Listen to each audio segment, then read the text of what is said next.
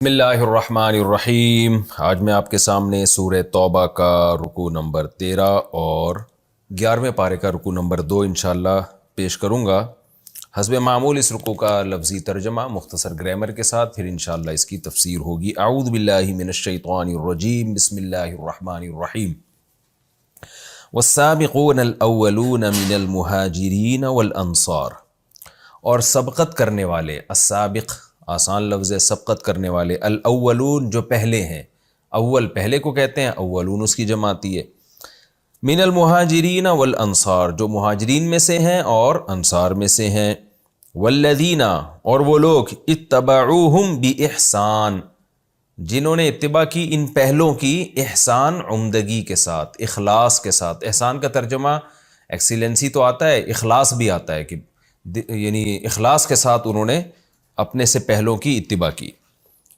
تو کیا ہے ان کے بارے میں؟ اللہ کہتے ہیں رضی اللہ عنہم، اللہ راضی ہو گیا ان سے، ورضوا عنہ اور وہ راضی ہو گئے اللہ سے، وأعد لهم جنات تجری تحتها الانہار اور اللہ نے تیار کر کے رکھی ہے ان کے لیے جنت جس کے نیچے نہریں بہتی ہیں، خالدین فیہا ابدا جس میں یہ ہمیشہ ہمیشہ رہیں گے، ذالک الفوز العظیم یہ بہت بڑی کامیابی ہے۔ وَمِمَّن، ممن اصل میں کیا تھا؟ من، اور ان میں سے جو حولکم جو تمہارے حول میں ہیں، ارد گرد ہیں۔ حول ارد گرد کے ایریے کو کہتے ہیں، اسی سے ماحول نکلا ہے۔ اصل میں ماحول کا لفظ پتہ ہے کیا تھا؟ یہ تھا ما حولکم، ما کا معنی وہ چیز، حولکم جو تمہارے دائیں بائیں ہے، تو اسی سے عربی اردو میں جب یہ لفظ آیا تو ماحول بن گیا، یعنی آپ کے دائیں بائیں کا جو ایریا ہے اور جو انوائرمنٹ ہے اس کو کہا جانے لگا۔ تو لیکن حول اصل میں ہوتا ہے آپ کے ارد گرد۔ وَمِمَّن اور ان لوگوں میں سے، حولکم جو آپ کے ارد گرد رہتے ہیں، من الاعراب دیہاتیوں میں سے، یعنی آپ کے ارد گرد جو دیہاتی ہیں ان میں سے بھی منافقون منافق ہیں، یعنی کچھ دیہاتیوں میں لوگ بھی ایسے ہیں جو منافق ہیں۔ وَمِنْ أَهْلِ الْمَدِينَةِ اور مدینہ والوں میں سے بھی کچھ منافق ہیں۔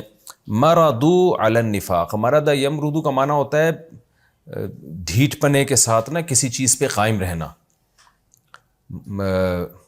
یعنی ضد اور ہٹ دھرمی کے ساتھ ایک چیز پہ ڈٹے رہنا۔ تو ہم کیا ترجمہ کریں گے؟ مردوا علی النفاق جو اپنے نفاق پر ڈٹے ہوئے ہیں، گھسے ہوئے ہیں اس نفاق میں، نکلنے کا نام نہیں لے رہے۔ لا تعلمهم یہ وہ منافقین ہیں جن کو تم نہیں جانتے، نحن نعلمهم اللہ کہتے ہیں ہم ان کو جانتے ہیں، سنعذبهم مرتین ہم ان کو عذاب دیں گے، مرتین دو مرتبہ، ثم اس کے بعد پھر یردون یہ لوٹائے جائیں گے، الی عذاب عظیم بہت بڑے عذاب کی طرف۔ وآخرون اور کچھ دوسرے لوگ ایسے ہیں، اعترفوا بذنوبہم جو اپنے گناہوں کے معترف ہیں، ان سے خطا ہوئی وہ اس کے اعتراف کرتے ہیں کہ ہم سے غلطی ہوئی۔ یہ وہ لوگ ہیں خلطوا عملا صالحا انہوں نے خلط کیا ہے، ملا دیا ہے نیک عمل کو، وآخرا اور کچھ دوسرے ایسے عمل ہیں سیئہ جو برے ہیں، یعنی اچھائیاں برائیاں ان کی مکس ہیں، ایسے لوگ بھی ہیں۔ عسى اللہ امید ہے کہ اللہ تعالیٰ، کیا امید ہے؟ ان یتوب علیہم کہ اللہ ان کی توبہ قبول کرے گا۔ میں نے بار بار بتایا توبہ کی نسبت جب اللہ کی طرف ہو تو اس کا معنی توبہ کرنا نہیں بلکہ توبہ قبول کرنا۔ عسى اللہ ان یتوب علیہم اللہ سے امید ہے کہ اللہ ان پر متوجہ ہوگا، یعنی ان کی توبہ قبول کرے گا۔ ان اللہ غفور الرحیم بے شک اللہ تعالیٰ معاف کرنے والا اور رحم کرنے والا ہے۔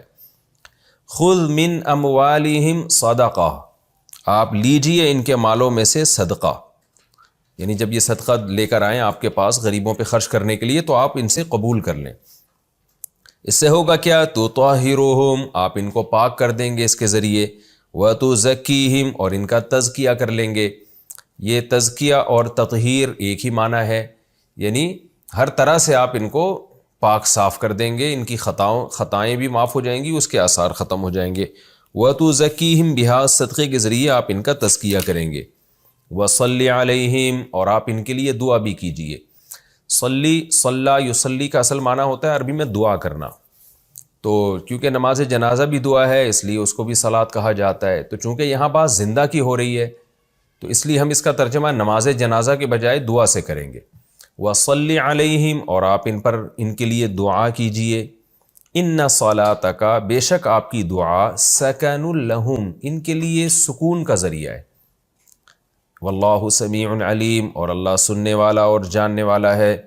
الم یعلموا، کیا یہ لوگ جانتے نہیں ہیں، ان اللہ هو یقبل التوبۃ عن عبادہ، کہ وہ توبہ قبول کرتا ہے اپنے بندوں سے. ویأخذ الصدقات، اور اللہ ہی صدقے وصول کرتا ہے. وان اللہ هو التواب الرحیم، اور بے شک اللہ تعالی خوب توبہ قبول کرنے والا اور رحم کرنے والا ہے. وَقُلِ اعْمَلُوا، اصل میں تھا قُلْ اعْمَلُوا، اور آپ ان سے کہہ دیجئے اعملوا، عمل کرو تم. فَسَيَرَى اللَّهُ عَمَلَكُمْ، عن قریب اللہ تمہارے عمل کو دیکھے گا. وَرَسُولُهُ، اور رسول بھی دیکھیں گے. وَالْمُؤْمِنُونَ، اور باقی مومنین بھی دیکھیں گے. وَسَتُرَدُّونَ، واو کا معنی اور سا کا معنی عن قریب، تُرَدُّونَ، تم لوٹائے جاؤ گے، رد کیے جاؤ گے. إِلَى عَالِمِ الْغَيْبِ وَالشَّهَادَةِ، اس ذات کی طرف جو غیب کا علم بھی جانتا ہے اور جو چیزیں ظاہر ہیں، شہادت کا مطلب جو ظاہر ہیں ان کا علم بھی جانتا ہے. فَيُنَبِّئُكُم، پس وہ اللہ تمہیں خبر دے گا. بِمَا كُنتُمْ تَعْمَلُونَ، ان اعمال کی جو تم کیا کرتے تھے. وَآخَرُونَ، اور کچھ لوگ ایسے ہیں، مُرْجَوْنَ، ارجا یرجی ارجاءً کا معنی مہلت دینا، امید دلانا، دونوں چیزوں دونوں معنی میں آتا ہے. رجا کہتے ہیں امید کو، یہاں ارجا کا معنی مہلت دینا ہے، مہلت دینے کے معنی میں بھی آتا ہے. تو مرجون اصل میں تھا مرجویون، ان کو مہلت دی گئی ہے. وآخرون مرجون، یعنی ان کا مہلت کا مطلب یہاں ہوگا ملتوی کیا گیا، ان کا معاملہ ڈیلے کیا گیا ہے. وآخرون مرجون لأمر اللہ، اور کچھ ایسے لوگ بھی ہیں جو اللہ کے حکم کے وقت تک کے لیے ان کے معاملے کو ڈیلے کیا گیا ہے. یعنی ان کو ڈیلے کیا گیا ہے اللہ کے حکم تک کے لیے. کیا مطلب؟ ان کے معاملے کو ڈیلے کیا گیا ہے. وہ معاملہ کیا ہے؟ یعنی اس وقت تک کے لیے ان کا معاملہ لٹکا ہوا ہے، ان کو ڈیلے کیا گیا ہے کہ ابھی صبر کرو، اللہ کا حکم تمہارے بارے میں آئے گا تو ہم بتائیں گے تمہارے ساتھ کیا کرنا ہے.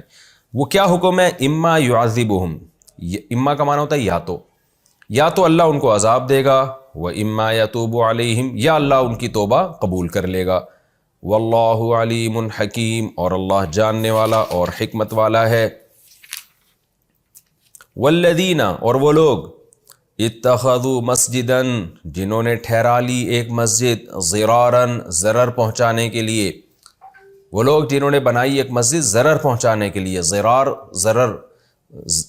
کا معنی ضار یضار مضاررتن، زارر یزارر، ضارب یضارب کی طرح. جیسے قاتل یقاتلو کا مصدر قتال آتا ہے تو زارر یزارر ضرار، یعنی ضرر پہنچانا.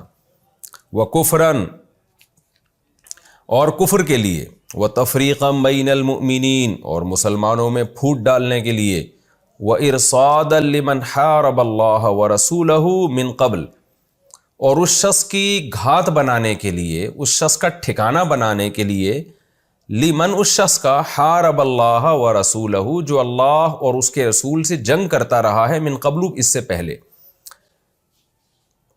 یعنی وہ لوگ جنہوں نے ایک مسجد بنائی نقصان پہنچانے کے لیے، کفر کی وجہ سے، کفر کے لیے، تاکہ کفر معاشرے میں پھیلائیں، یعنی کفر کی باتیں کریں وہاں پہ. وَتَفْرِيقًا بَيْنَ الْمُؤْمِنِينَ، مومنین میں پھوٹ ڈالیں. وَإِرْصَادًا، رصد کسے کہتے ہیں؟ گھات کو. رصدگاہ کسے کہتے ہیں؟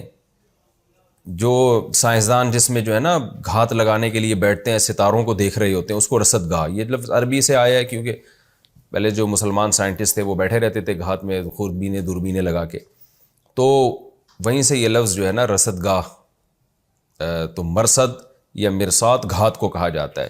انتظار، ترصد. تو یہاں مطلب کیا ہے کہ ٹھکانہ، یعنی وہ بیٹھے گا یہاں، تعاقب بھی کرے گا اور مشورے بھی لے گا.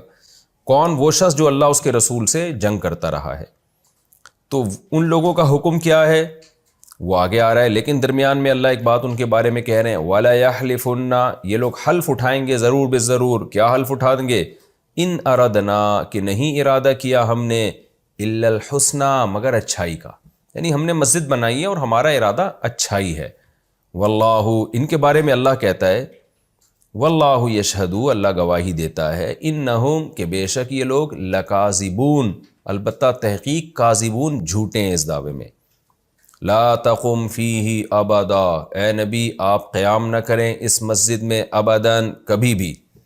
قام یقوم قیامن کا معنی قیام کرنا، آپ اس میں کبھی بھی قیام نہ کریں، یعنی نماز نہ پڑھیں یہاں جا کے۔ لمسجد، لام تاکید کے لیے، مسجد کا معنی مسجد، اسسا، اسسا کا تاسیس کسے کہتے ہیں؟ بنیاد رکھنا، کسی چیز کو بنانا۔ اساس اردو میں لفظ استعمال ہوتا ہے نا، کہتے ہیں اس چیز کی اساس یہ ہے۔ لمسجد اسس علی التقوی، وہ مسجد جس کی بنیاد تقوی پر رکھی گئی، من اول یوم، پہلے دن سے ہی، یعنی پہلے دن سے ہی اس کی بیس ہی تقوی تھی، تقوی کی بیس پہ اس کی بنیاد رکھی گئی۔ احق، وہ زیادہ حقدار ہے، احققو تھا اصل میں، کمپیئر ہے نا، کمپیریٹیو ڈگری، یعنی اس میں تفضیل، وہ زیادہ حقدار ہے ان تقوم فیہ، کہ آپ اس میں قیام کریں، اس میں نماز پڑھیں۔ فیہ رجال، اس مسجد میں ایسے لوگ ہیں، یحبون، جو یہ بات کو پسند کرتے ہیں، ان یتطہروا، کہ وہ خوب خوب پاکیزگی اختیار کریں۔ تطہر طہارت سے نکلا ہے، تطہر، تو تطہروا ایک ہوتا ہے طہارت، ایک ہے تطہر۔ تطہر باب تفاعل ہے، تفاعل کے باب میں تکلف پایا جاتا ہے، تو اس کا ترجمہ کیا ہوگا کہ اس مسجد میں ایسے لوگ آتے ہیں جو یہ چاہتے ہیں، جو پسند کرتے ہیں اس بات کو، ان یتطہروا، کہ خوب خوب پاکیزگی اختیار کریں، خوب پاک صاف رہیں۔ واللہ یحب المطہرین، مطہرین اصل میں تھا متطہرین، متصرفین کی طرح، متکلفین کی طرح، باب تفاعل سے، تو متطہرین کو مطہرین پڑھا گیا ہے۔ واللہ یحب المطہرین، اور اللہ خوب خوب پاک رہنے والوں کو پسند کرتا ہے۔ افمن، تو کیا، من وہ شخص، اسس بنیانہ علی تقوی من اللہ، کہ جس نے بنیاد، اس ایک مسجد کی بنیاد رکھی ہو علی تقوی من اللہ، اللہ کی طرف سے تقوی پر۔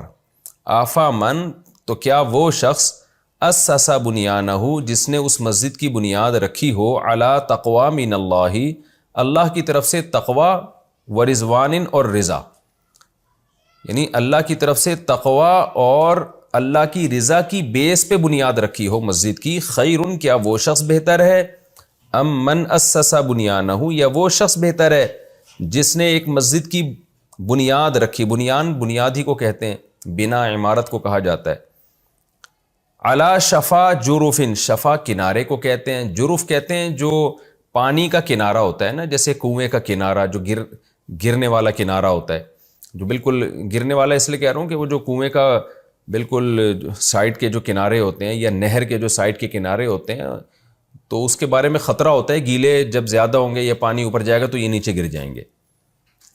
ہارن، ہارن یہ ہاریون تھا اصل میں، زاربن کی طرح، اس کا معنی بھی گرنے والا، اور فنہارا یہ تھا اصل میں فنہیارا، انہیار، اس کا معنی بھی گرنا، فنہارا بہی فی ناری جہنم۔ اب ترجمہ دیکھیں، دوبارہ ترجمہ کر دیتا ہوں۔ افمن اسس بنیانہ، تو کیا وہ شخص جس نے اس مسجد کی بنیاد رکھی ہو علی تقوی من اللہ ورضوان، اللہ کی طرف سے تقوی اور رضوان یعنی رضا کی بنیاد پہ، ایک وہ شخص ہے جس نے اللہ کے تقوی یعنی اللہ کا خوف، تقوی خوف کو کہتے ہیں نا، اللہ کے خوف اور اللہ کی رضا کی بیس پہ مسجد کی بنیاد رکھی ہو، یعنی مسجد کی بنیاد کے پیچھے جذبہ کیا ہے؟ اللہ کا تقوی، اللہ کا خوف اور اللہ کی خوشی، اللہ کی رضا، اس بیس پہ جس نے بنیاد رکھی ہو، خیرن وہ زیادہ بہتر شخص ہے، امن اسس بنیانہ، یہ وہ زیادہ بہتر ہے جس نے مسجد کی بنیاد رکھی ہو علی شفا جرفن، ایک پانی کے کنارے کے، یعنی جرف بھی کنارے کو کہتے ہیں، شفا کا معنی بھی کنارہ، تو یعنی پانی کے کنارے پر، تو مراد کیا ہے؟ پانی کے کنارے کے اوپر، یعنی وہ شفا اسی کو ڈیفائن کر رہا ہے، اسی کی تاکید کر رہا ہے، شفا جرفن، جرف کے کنارے پر۔ تو یہ جو جرف کا کنارہ ہے، ظاہر ہے جیسے جرف میں خطرہ ہوتا ہے کہ نیچے گر جائے گا، تو جرف کا جو کنارہ ہے وہ بھی تو، اس میں بھی تو خطرہ ہے کہ جرف گرتے ہی وہ بھی گر جائے گا۔ تو اللہ کہتے ہیں علی شفا جرفن ہارن، ایک ایسے کنویں کے کنارے پر ہارن جو گرنے والا ہے، جس کے بارے میں ویسے بھی خطرہ ہے کہ تھوڑا سا سیلابی ریلا اوپر آیا تو یہ ویسے ہی گر جائے گا. اور پھر ہوا کیا؟ فن ہارا بھی، وہ اس بنیاد کو لے کر بالآخر گر پڑا. کہاں گرا؟ فی ناری جہنم، جہنم کی آگ میں. تفسیر میں انشاءاللہ اس کی ڈیٹیل بتاؤں گا. واللہ لا یہدی القوم الظالمین، اللہ ایسے ظالموں کو ہدایت نہیں دیتا. لا یزالو بنیانہم، لا یزالو کا لفظ پہلے کئی بار آ چکا ہے. لا یزالو کا معنی ہوتا ہے کنٹینیو کسی چیز کا رہنا. اس میں لا کا ترجمہ نہیں کیا جاتا. میں نے بتایا تھا نا زالا یزالو اصل میں سمیع یسمعو سے کی طرح ہے، یزولو تھا اصل میں. تو زالا یزالو کا معنی ہوتا ہے زائل ہو جانا، ختم ہو جانا. لا یزالو کا معنی ختم نہ ہونا، تو مطلب کنٹینیو رہنا کسی چیز کا. تو لا یزالو بنیانہم الذی، کنٹینیو رہے گی، مسلسل رہے گی ان کی وہ عمارت، الذی بنو، وہ عمارت جو انہوں نے بنائی ہے. بنو بنوو ضربو کی طرح، وہ عمارت جو انہوں نے بنائی ہے وہ مسلسل رہے گی. کیا رہے گی؟ ریبتن فی قلوبہم، ان کے دلوں میں شک کا ذریعہ، تردد کا ذریعہ رہے گی. ان کے دلوں میں کھٹکتی رہے گی وہ عمارت. یوں صحیح ترجمہ ہوگا. ریبہ شک کو کہتے ہیں، یعنی جو عمارت انہوں نے بنائی ہے وہ ہمیشہ ان کے دلوں میں کھٹکتی رہے گی. ایک خوف رہے گا ان کے دلوں میں کہ ہم نے کیا ہے. اللہ یہ کہ ان تقطع قلوبہم، کہ ان کے دل ہی کٹ جائیں، دل ہی ختم ہو جائیں. قطع یقطع کا معنی کاٹنا اور تقطع کا معنی کٹ جانا. اللہ یہ کہ ان کے دل ہی فنا ہو جائیں. یعنی دل میں انسان کے خوف ہوتا ہے نا، تو ہم کہتے ہیں نا اس کا دل جب تک ختم نہیں ہوگا تو خوف بھی ختم نہیں ہوگا. کیا مطلب؟ ہمیشہ اس کے دل میں خوف رہے گا. تو یہ بھی ایک محاورہ ہے. اس کا مطلب یہ نہیں کہ جب دل ان کے ختم ہو جائیں گے اور یہ مر جائیں گے تو ان کے دل سے خوف ختم ہو جائے گا، یہ مطلب نہیں. یہ ایک محاورہ ہے کہ ہمیشہ ان کے دل میں وہ عمارت جو انہوں نے بنائی ہے وہ کھٹکتی رہے گی. واللہ علیم حکیم، اور اللہ جاننے والا اور حکمت والا ہے. یہ اس کا لفظی ترجمہ ہو گیا مختصر گرامر کے ساتھ. اب ہم انشاءاللہ اس کی تفسیر کی طرف چلتے ہیں.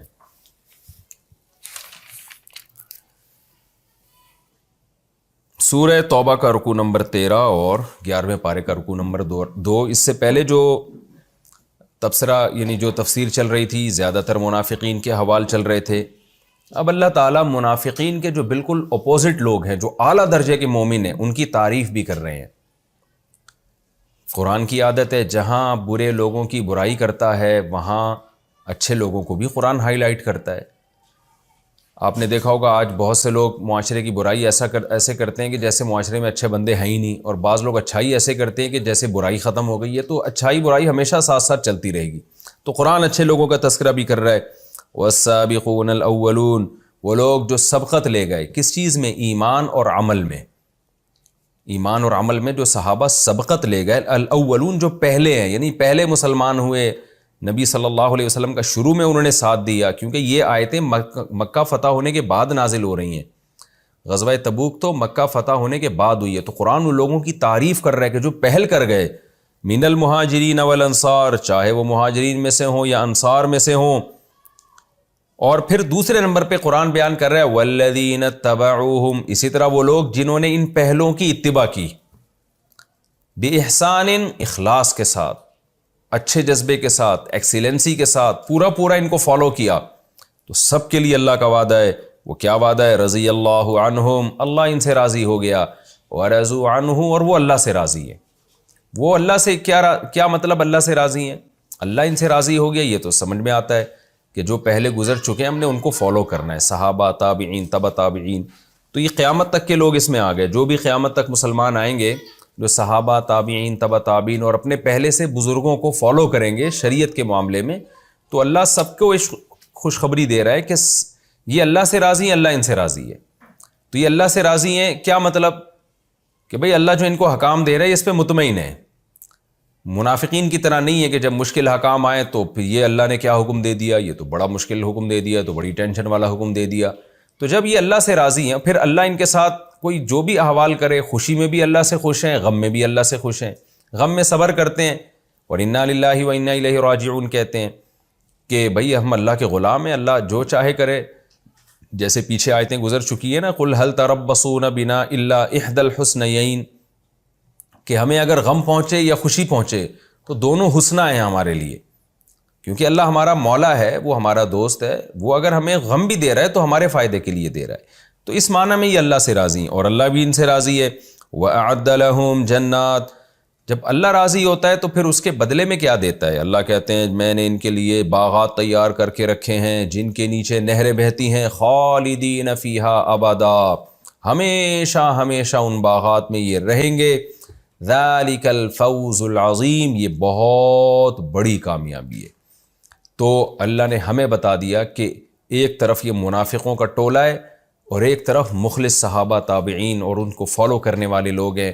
تو تم اپنا شمار کن لوگوں میں کرنا چاہتے ہو؟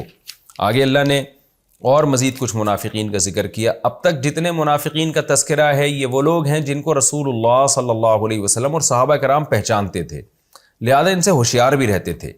لیکن قرآن ہوشیار کر رہا ہے نبی صلی اللہ علیہ وسلم کو اور صحابہ کو کہ بہت سے منافقین ایسے ہیں کہ جو اتنے ہوشیار ہیں، اتنے چالاک ہیں کہ ان کے بارے میں صرف ہمیں علم ہے، آپ کو علم نہیں ہے. وہ لفاظی اور چکنی چپڑی باتوں سے ایسے لگیں گے جیسے ان سے زیادہ نیک دنیا میں کوئی مسلمان نہیں ہے. تو نبی صلی اللہ علیہ وسلم کو ہوشیار کیا جا رہا ہے کہ آپ ان سے ہوشیار رہیں، اور ان بدبخت منافقین کو وعید سنائی جا رہی ہے کہ تمہارے لیے دگنا عذاب ہے. دگنا عذاب کیوں ہے؟ اس لیے کہ تمہاری منافقت دگنی ہے. منافقت کسے کہتے ہیں؟ ظاہر کچھ باطن کچھ. تو جو چھوٹا منافق ہوتا ہے نا وہ اپنی باتوں سے پکڑا جاتا ہے. بڑا منافق اتنا 2 نمبر ہوتا ہے کہ وہ اتنا زیادہ جھوٹ بولتا ہے کہ اس کے بارے میں صحابہ کو وہم ہی نہیں ہوتا تھا کہ یہ منافق بھی ہو سکتا ہے. تو اس لیے قرآن ان کا تذکرہ کر رہا ہے کہ کچھ ایسے لوگ تمہاری صفوں میں شامل ہیں کہ جو ایسے اعلیٰ درجے کے منافق ہیں کہ ان کو پہچاننا تمہارے لیے بہت مشکل ہے، لیکن اللہ ان کو جانتا ہے. اس لیے اللہ نے آیتیں نازل کر دیں تاکہ وہ منافقین سدھر جائے.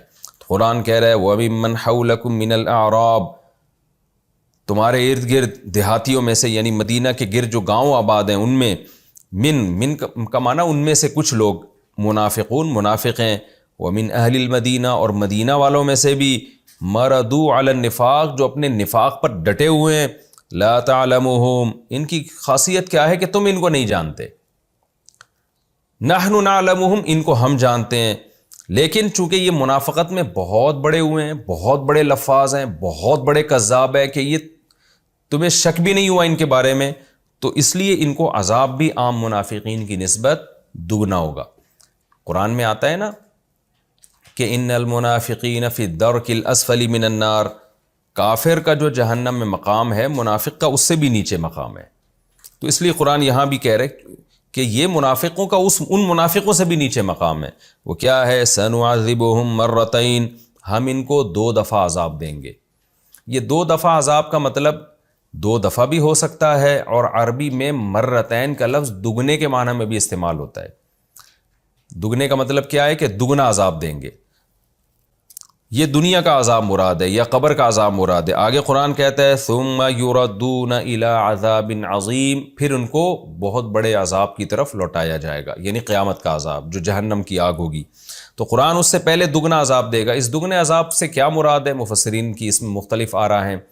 بعض حضرات نے کہا کہ نفاق خود ایک عذاب ہے، کیونکہ منافق کو ہر وقت کھٹکا لگا رہتا تھا کہ بھئی میری پول پٹیاں نہ کھل جائیں، تو ان کو ڈبل کھٹکا لگا رہتا تھا. تو یہ ڈبل کھٹکا جو ہے نا یہ بھی ایک ڈبل عذاب ہے. یہ ایک عام منافق ایک بے چینی میں ہوتا ہے، ہمیشہ سکون میں 1 نمبر آدمی ہوتا ہے، جو ظاہر میں جو کچھ ظاہر ہے وہی باطن ہے، وہ دوغلی پالیسیاں نہیں ہوتی اس کی. تو منافق کی دوغلی پالیسی کی وجہ سے وہ ہر وقت عذاب میں رہتا ہے، یہ بے سکونی ہے. تو قرآن کہہ رہا ہے کہ ان کو وہ والی بے سکونی والا عذاب دگنا ہوگا. اور بعض نے کہا اس سے مراد ہے دنیا میں ذلت اور قبر کا عذاب. تو یہ بھی دگنا عذاب ہے کہ دنیا میں بھی ذلت ہوگی اور قبر میں بھی، اور پھر آخرت میں ان کو عذاب عظیم کی طرف لوٹایا جائے گا. خلاصہ اس کا یہی نکلا کہ وہ منافق جو اعلیٰ درجے کے منافق ہیں، جن کا صحابہ کو وہم بھی نہیں ہو رہا تھا کہ یہ بھی منافق ہو سکتے ہیں، ان کو اللہ تعالیٰ دگنا عذاب دیں گے. وَآخَرُونَ اعْتَرَفُوا بِذُنُوبِهِمْ خَلَطُوا عَمَلًا صَالِحًا، کچھ لوگ ایسے ہیں قرآن کہہ رہا ہے کہ جن سے اچھائیاں بھی ہوئی ہیں اور کچھ گناہ بھی ہوئے ہیں ان سے، یعنی تبوک میں جو پیچھے رہ گئے تھے ان کا تذکرہ ہو رہا ہے. یہ تو سارے تبوک میں پیچھے رہنے والے منافقین کا تذکرہ چل رہا تھا نا. 3 قسم کے لوگوں کا اللہ نے 4 قسم کے لوگوں کا اللہ نے ذکر کیا. ایک منافق جو نارمل منافق ہوتے ہیں، دوسرے وہ منافق جو نفاق میں بہت پکے ہیں، ان کا تذکرہ بھی ہو گیا، تیسرے وہ جو ایمان میں بہت پکے ہیں، جن کو والسابقون الاولون من المہاجرین والانصار اس رکوع کے شروع میں جن کا تذکرہ ہوا، چوتھے وہ لوگ جو ایمان میں کچے ہیں، یعنی 4 طبقے ہو گئے، ایمان میں انتہا کو پہنچے ہوئے، نمبر 2 ایمان میں انتہا کو نہیں پہنچے ہوئے بلکہ نیکی اور برائیاں ان کے اعمال میں دونوں چیزیں شامل ہیں مسلمان لیکن ان سے کچھ غلطیاں بھی ہوئی ہیں، اچھائیاں بھی ہوئی ہیں، اور تیسرے منافق جو نارمل منافق، اور چوتھے وہ منافق جو اعلیٰ درجے کے منافق ہیں۔ تو یہ 4 طبقات کا اس صورت میں اللہ نے تذکرہ کیا۔ تو اب اس طبقے کا تذکرہ چل رہا ہے کہ جو ہیں تو مومن لیکن ان سے کچھ خطائیں بھی ہوئی ہیں۔ یہ کون لوگ ہیں؟ جو غزوہ تبوک میں پیچھے رہ گئے تھے۔ ان میں 2 قسم کے صحابہ تھے، ایک تو وہ تھے کہ جو کوئی عذر نہیں تھا، مخلص صحابہ تھے، ہر جنگ میں نبی صلی اللہ علیہ وسلم کے ساتھ شریک رہے۔ تو جب ان کو پتہ چلا کہ رسول اللہ صلی اللہ علیہ وسلم تبوک سے واپس آ رہے ہیں، اور ان کو پتہ تھا ہم جو تبوک میں شریک نہیں ہوئے تو اس کی وجہ صرف سستی تھی اور کوئی وجہ نہیں تھی، دل نہیں چاہ رہا تھا، ظاہر ہے جہاد ایک مشکل کام ہے، تو لیکن ان کو ندامت کا احساس ہو گیا کہ ہم اب پیغمبر صلی اللہ علیہ وسلم کو اپنا چہرہ دکھائیں گے کیسے؟ تھے مخلص صحابہ۔ تو ان میں سے انہوں نے کیا کیا، اپنے آپ کو مسجد نبوی کے ستون سے باندھ لیا کہ جب تک اللہ ہماری توبہ قبول نہیں کرتا ہم اپنے آپ کو ستون سے کھولیں گے نہیں۔ صرف نماز کے وقت ان کی زوجہ آ کے ان کو کھول دیتی ہیں، اس کے بعد پھر یہ باندھ لیتے۔ تو اللہ تعالیٰ نے ان کی توبہ قبول کی اور اس کا تذکرہ ان آیتوں میں ہے۔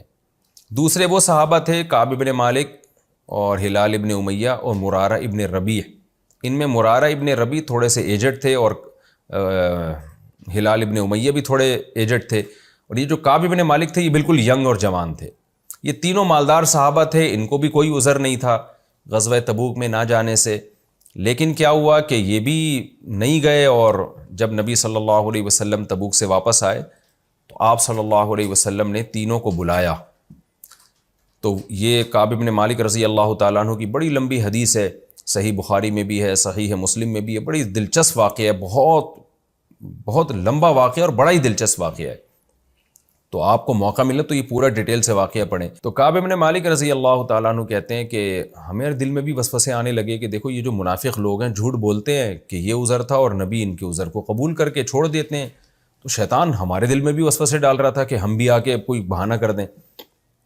بعض لوگوں نے بھی کہا بھائی تم بھی بہانہ کر دو ورنہ نبی کتنے غضبناک ہوں گے تمہارے اوپر، تو نبی کے غضب سے بچنا بھی تو اللہ کا حکم ہے۔ کہتے ہیں لیکن ہم نے فیصلہ کیا کہ ہم سچ بولیں گے، ہم جھوٹ نہیں بولیں گے۔ ٹھیک ہے نبی ناراض ہو جائیں گے لیکن یہ ناراضی وقتی ہوگی، اگر ہم نے جھوٹ بول دیا تو اللہ سے کون بچ سکتا ہے اللہ کے عذاب سے؟ ہمیں پتہ تھا کہ نبی صلی اللہ علیہ وسلم ہم سے بہت غضبناک ہوں گے، کیونکہ یہ تو نبی نے بہت دن پہلے سے حکم دیا ہوا تھا تبوک میں نکلنا ہے اور شدید لڑائی ہے۔ تو حضرت کعب ابن مالک رضی اللہ تعالیٰ عنہ فرماتے ہیں کہ میں اور میرے دونوں ساتھی آئے تو نبی کی خدمت میں بیٹھے، آپ صلی اللہ علیہ وسلم نے ہم سے پوچھا آپ تینوں کیوں غائب ہو گئے؟ الم تکن قد ابتعت ظہرک، اے کعب کیا تیرے پاس سواری نہیں تھی، تو نے سواری نہیں خریدی تھی؟ حضرت کعب بن مالک فرماتے ہیں ہم نے بالکل سچ سچ کہہ دیا، یہاں تک بھی کہہ دیا کہ یا رسول اللہ جتنا مال میرے پاس اس موقع پر تھا اس سے پہلے کبھی بھی میرے پاس اتنا مال نہیں تھا، اللہ نے مجھے بہت نوازا تھا، کوئی عذر نہیں تھا اور کوئی میرے پاس عذر نہیں ہے جو میں آپ کے سامنے پیش کروں، غلطی ہے، گناہ کا معترف ہوں میں۔ تو بخاری مسلم کی حدیث ہے، آپ صلی اللہ علیہ وسلم نے ان سے فرمایا قم حتی یقضی اللہ فیک، دونوں صحابی کو بھی کہا کہ آپ بھی جائیں اور کعب بن مالک کو کہا کہ آپ بھی جائیں، اللہ آپ کے بارے میں فیصلہ کرے گا، جن کا ان آیتوں میں تذکرہ ہے۔ وآخرون مرجون لامر اللہ، وہ ہم ابھی تفسیر میں پڑھتے ہیں، تو میں چھوٹا سا یہ واقعہ ذرا مختصر لفظوں میں آپ کے سامنے پیش کر دوں تاکہ یہ تفسیر پوری طرح سمجھ میں آئے۔ تو کعب بن مالک رضی اللہ تعالیٰ عنہ اور تینوں صحابہ چلے گئے اور ان کے بارے میں آرڈر یہ ہوا کہ تمام صحابہ کو نبی نے حکم دے دیا کوئی بھی ان سے بات نہ کرے۔ اچھا حضرت کعب بن مالک فرماتے ہیں نبی کے چہرے پہ غصے اور غضب کے آثار بھی تھے، کیونکہ یہ مخلص لوگ تھے، یہ تو اپنے لوگ تھے۔ منافقین کے تو آپ عذر سنتے اور کہتے ٹھیک ہے جاؤ اللہ فیصلہ کرے گا تمہارے، یعنی جو تم ظاہر میں کہہ رہے ہو ہم مان لیتے ہیں کہ عذر ہوگا۔ یہ اپنے لوگ تھے اور انہوں نے اعتراف بھی کیا، تو آپ نے ان کو حکم دیا کہ جاؤ، اور پھر صحابہ کو حکم دیا کہ ان سے کوئی بھی بات چیت نہ کرے۔ تو حضرت کعب بن مالک فرماتے ہیں کہ یہ دونوں بوڑھے تو گھر میں بیٹھ گئے، تھوڑے ایجڈ تھے، میں تو بازار میں چلتا تھا، نہ کوئی مجھ سے سلام کرتا، نہ کوئی سلام، دعا میں سلام کرتا جواب نہیں ملتا مجھے. کہتے یہاں تک کہ میں نماز پڑھنے کے لیے آتا مسجد میں تو میں دیکھتا کہ جب میں نماز پڑھ رہا ہوں تو نبی میری طرف توجہ کرتے، جیسے ہی میں سلام پھیرتا تو نبی صلی اللہ علیہ وسلم اپنا چہرہ انور مجھ سے پھیر لیتے تھے. کہہ رہے مجھ پر یہ حالات ہو گئے، یعنی 40 دن انہوں نے اس حال میں گزارے ہیں.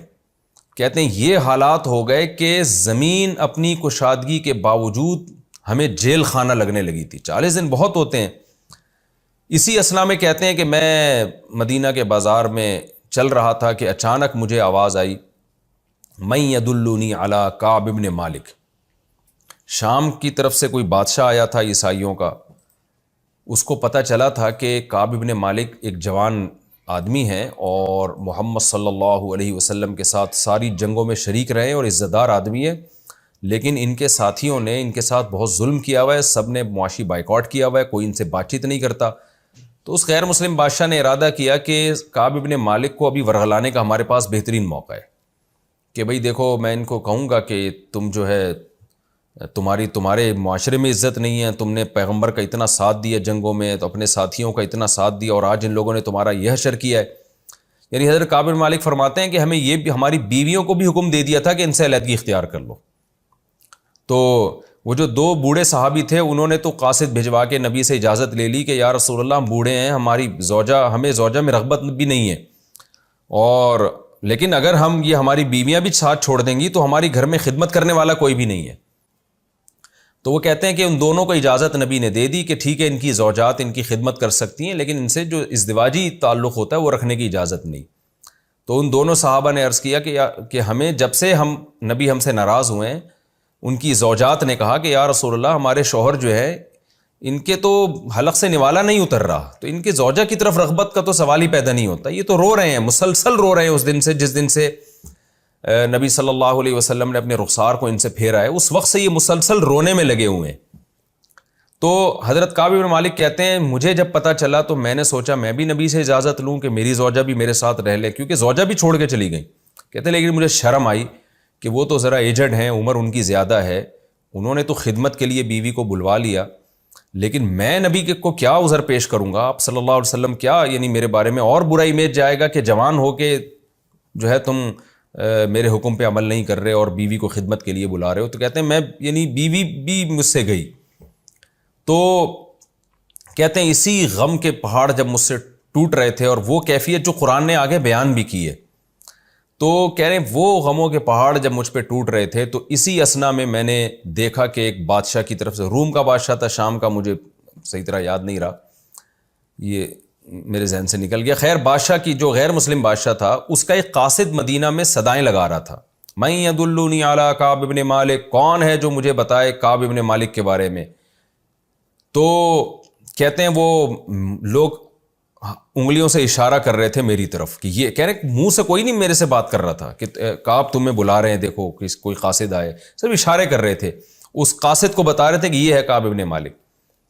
تو کعب بن مالک رضی اللہ تعالیٰ عنہ کہتے ہیں کہ میرے پاس اس بادشاہ کا خط آیا، اس خط میں لکھا ہوا تھا کہ تم ایک عزت دار آدمی ہو اور ہمیں اطلاع ملی ہے کہ تمہارے ساتھی تمہارے ساتھ بہت برا سلوک کر رہے ہیں، تو اگر تمہیں عزت چاہیے، پیسہ چاہیے، یعنی جو بھی تمہیں منصب چاہیے تو ہمارے پاس آ جاؤ، ہم تمہیں تمہاری حیثیت کے حساب سے عزت دیں گے.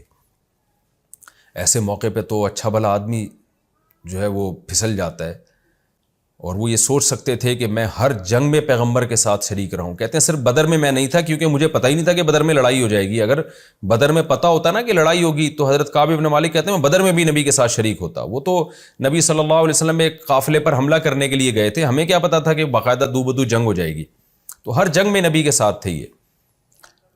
تو اب دیکھیں کیسا شیطان انسان کو ورغلاتا ہے ایسے موقع پہ. لیکن صحابی کا اخلاص دیکھیں. حضرت کعب بن مالک کہتے ہیں جیسے ہی میں نے وہ خط پڑھا میں نے کہا اللہ ایک آزمائش میرے اوپر تبوک کی آئی تھی، اس میں ناکام ہو گیا، اب یہ دوسری آزمائش آئی ہے، کہیں ایسا نہ ہو میں اس میں بھی ناکام ہو جاؤں. تو کہتے ہیں میں نے وہ خط پھاڑ کے آگ میں ڈال دیا کہ نہیں بھائی میں پیغمبر کا ساتھ کسی قیمت پہ نہیں چھوڑ سکتا.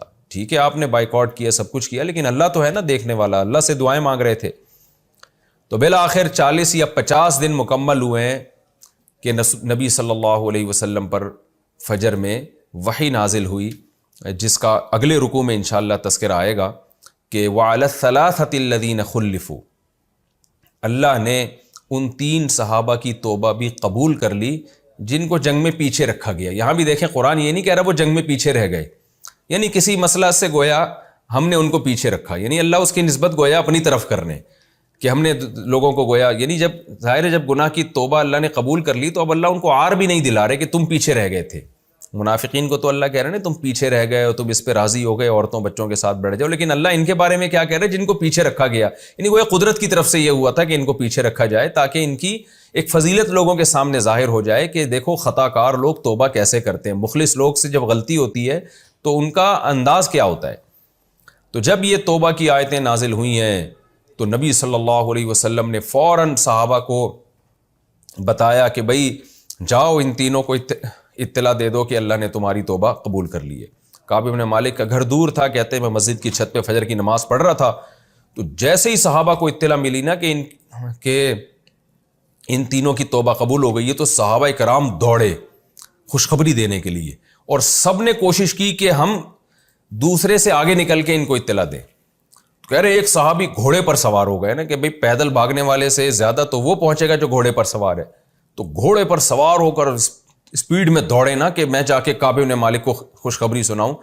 تو کہتے ہیں کہ دوسرے صحابی نے کیا کیا، انہوں نے کہا بھئی گھوڑا تو میں تو گھوڑے کا مقابلہ نہیں کر سکتا، تو وہ پہاڑ پہ چڑھ کے انہوں نے زور سے چیخ ماری، اور کیا چیخ ماری؟ یا کعب بن مالک ابشر، اے کعب بن مالک خوشخبری قبول کرو۔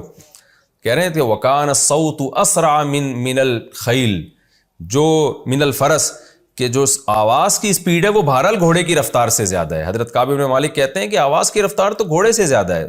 تو ان صحابی نے کیا یہ ذہانت کی کہ انہوں نے پہلے ہی جو ہے نا زور زور سے آواز مار دی، تو ان کی آواز وہ میرے کانوں تک پہنچ گئی، اور جیسے ہی میرے کان میں یہ آواز آئی ہے کہ اے کعب بن مالک خوشخبری قبول کرو، تو مجھے یقین ہو گیا کہ اللہ نے میری توبہ قبول کر لی ہے، اور میں فوراً نبی صلی اللہ علیہ وسلم کی طرف دوڑا، اور جب میں مسجد میں آیا تو میں نے دیکھا نبی صلی اللہ علیہ وسلم کا چہرہ ایسے چمک رہا تھا جیسے 14ویں کا چاند۔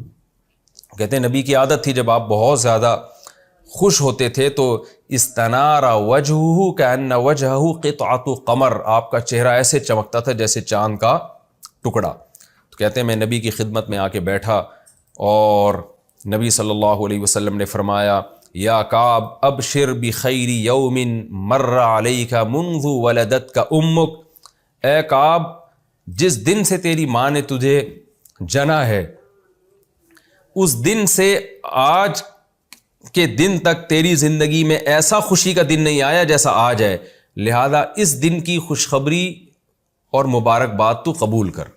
یعنی میں تجھے مبارکباد دیتا ہوں ایک ایسے دن کی کہ جب سے تیری ماں نے تجھے جنا ہے ایسا خوشی کا دن آج تک تیری زندگی میں نہیں آیا۔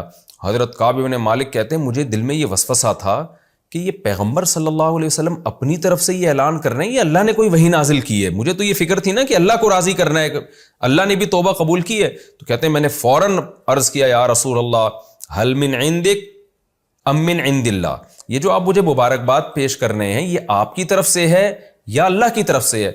تو فوراً پیغمبر صلی اللہ علیہ وسلم نے فرمایا لا بل من عند اللہ، اے کعب یہ میری طرف سے نہیں، یہ اللہ کی طرف سے ہے، یعنی اللہ نے تیری توبہ جو ہے اس کو قبول کیا ہے۔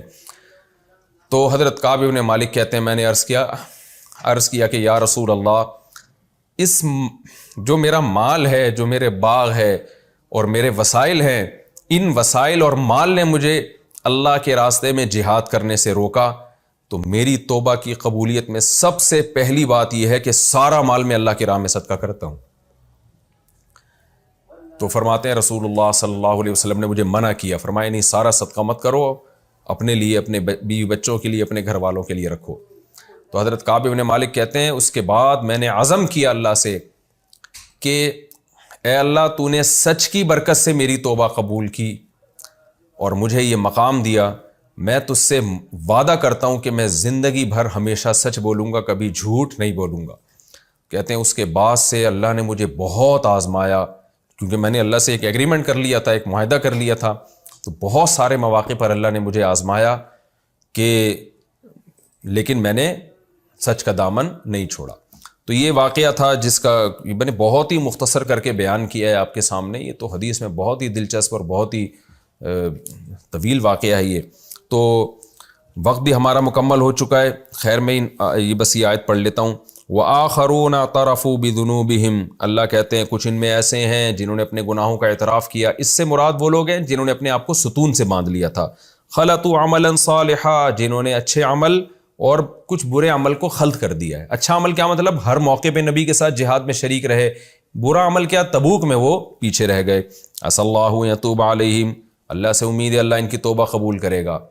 تو جب میں نے بار بار بتایا تفسیر میں کہ جب اللہ کے لیے امید کا لفظ استعمال ہوتا ہے اس کا مطلب لازمی کرے گا، تو وہ جو ستون سے بندھے ہوئے لوگ تھے ان کے بارے میں اللہ نے یہ آیتیں نازل کی، تو نبی نے ان کو خوشخبری سنائی اور انہوں نے اپنے آپ کو ستون سے کھول دیا۔ ان اللہ غفور الرحیم، بے شک اللہ معاف کرنے والا اور رحم کرنے والا ہے۔ پچھلے ایپیسوڈ میں اس کا تذکرہ ہوا تھا کہ قرآن نے 4 طرح کے لوگوں کا تذکرہ کیا۔ ایک اعلیٰ درجے کے مومنین والسابقون الاولون میں ان کا تذکرہ ہے۔ دوسرے اعلیٰ درجے کے منافقین جن کا تذکرہ وَمِمَّنْ حَوْلَكُم مِّنَ الْأَعْرَابِ منافقون میں ہے۔ تیسرے عام منافقین جو پچھلے رکوع میں ان کی تذکرہ چلتا رہا ہے، اور ایک عام مسلمان جن سے نیکی کے ساتھ کچھ خطا بھی ہوئی، جو غزوہ تبوک میں پیچھے رہ گئے تھے۔ تو اب ان کا تذکرہ چل رہا تھا کہ جو غزوہ تبوک میں مخلص تھے، صحابی تھے، منافق نہیں تھے، لیکن ان سے سستی ہوئی، شیطان نے ان کو ورغلا دیا اور وہ تبوک میں شریک نہ ہوئے۔ پھر ان کی 2 قسمیں تھیں، ایک وہ جنہوں نے اپنے آپ کو ستون سے باندھ دیا، ان کے بارے میں قرآن میں یہاں آیتیں نازل ہوئیں کہ آخرون اعترفوا بذنوبہم خلطوا عملا صالحا وآخر سیئا، ان میں کچھ ایسے ہیں جنہوں نے اپنی گناہوں کا اعتراف کیا، نیکی کے ساتھ کچھ برے اعمال بھی خلط کر دیے۔ عسى اللہ ان یتوب علیہم، امید ہے اللہ ان کی توبہ قبول کر لے گا، یعنی اللہ نے ان کی توبہ قبول کر لی، بے شک اللہ غفور الرحیم ہے۔ اور کچھ ایسے تھے جو پیچھے رہ گئے تھے، جس میں کعب ابن مالک، مرار ابن ربیع اور ہلال ابن امیہ، میں نے بتایا تھا، اس کی پچھلے درس میں میں نے تفصیل بھی پیش کی تھی، کچھ ان کا توبہ کا واقعہ بھی بیان کیا تھا، ان کا تذکرہ تھوڑا آگے آ رہا ہے۔ تو یہ جو ستون سے جنہوں نے باندھ دیا تھا، جن کی توبہ قبول ہو گئی، ان کے بارے میں آگے قرآن کیا کہہ رہا ہے؟ خُذْ مِنْ أَمْوَالِهِمْ صَدَقَةً تُطَهِّرُهُمْ وَتُزَكِّيهِمْ بِهَا، اے نبی آپ ان کے مال کو وصول کر لیا کریں۔ آپ کو پتہ ہے پچھلے رکوع میں اللہ نے ایک منافق کا تذکرہ کیا تھا اور کہا تھا کہ ان سے ان کا صدقہ قبول نہ کریں۔ نبی نے پھر اپنی زندگی میں قبول نہیں کیا، حضرت ابوبکر نے قبول نہیں کیا، پھر حضرت عمر نے بھی قبول نہیں کیا، تاکہ یہ پتہ چل جائے کہ یہ منافق ہے۔ اور کیونکہ منافق جو دے رہا تھا دل سے نہیں دے رہا تھا، صرف اپنی جیب مٹانے کے لیے، تو اللہ نے پابندی لگائی نبی پر کہ اس پکے منافق کا صدقہ آپ نے قبول نہیں کرنا۔ تو یہاں پر چونکہ ان کی توبہ قبول ہو گئی ہے، تو اس لیے اللہ ان کے بارے میں کہہ رہا ہے کہ اگر یہ صدقے کی رقم لے کر آتے ہیں، نبی کو دیتے ہیں کہ آپ کہیں مستحق تک پہنچا دیں، اور یہ دینے سے ان کی نیت کیا ہے؟ تاکہ ان کی خطا معاف ہو جائے، تو اے نبی آپ ان سے صدقہ وصول کر لیا کریں۔ اس سے ہوگا کیا؟ تو طاہرہم وتزکیہم بہا، اس کے ذریعے آپ ان کو پاک کر دیں گے، ان کا تزکیہ کریں گے۔ پاک کا مطلب کیا ہے؟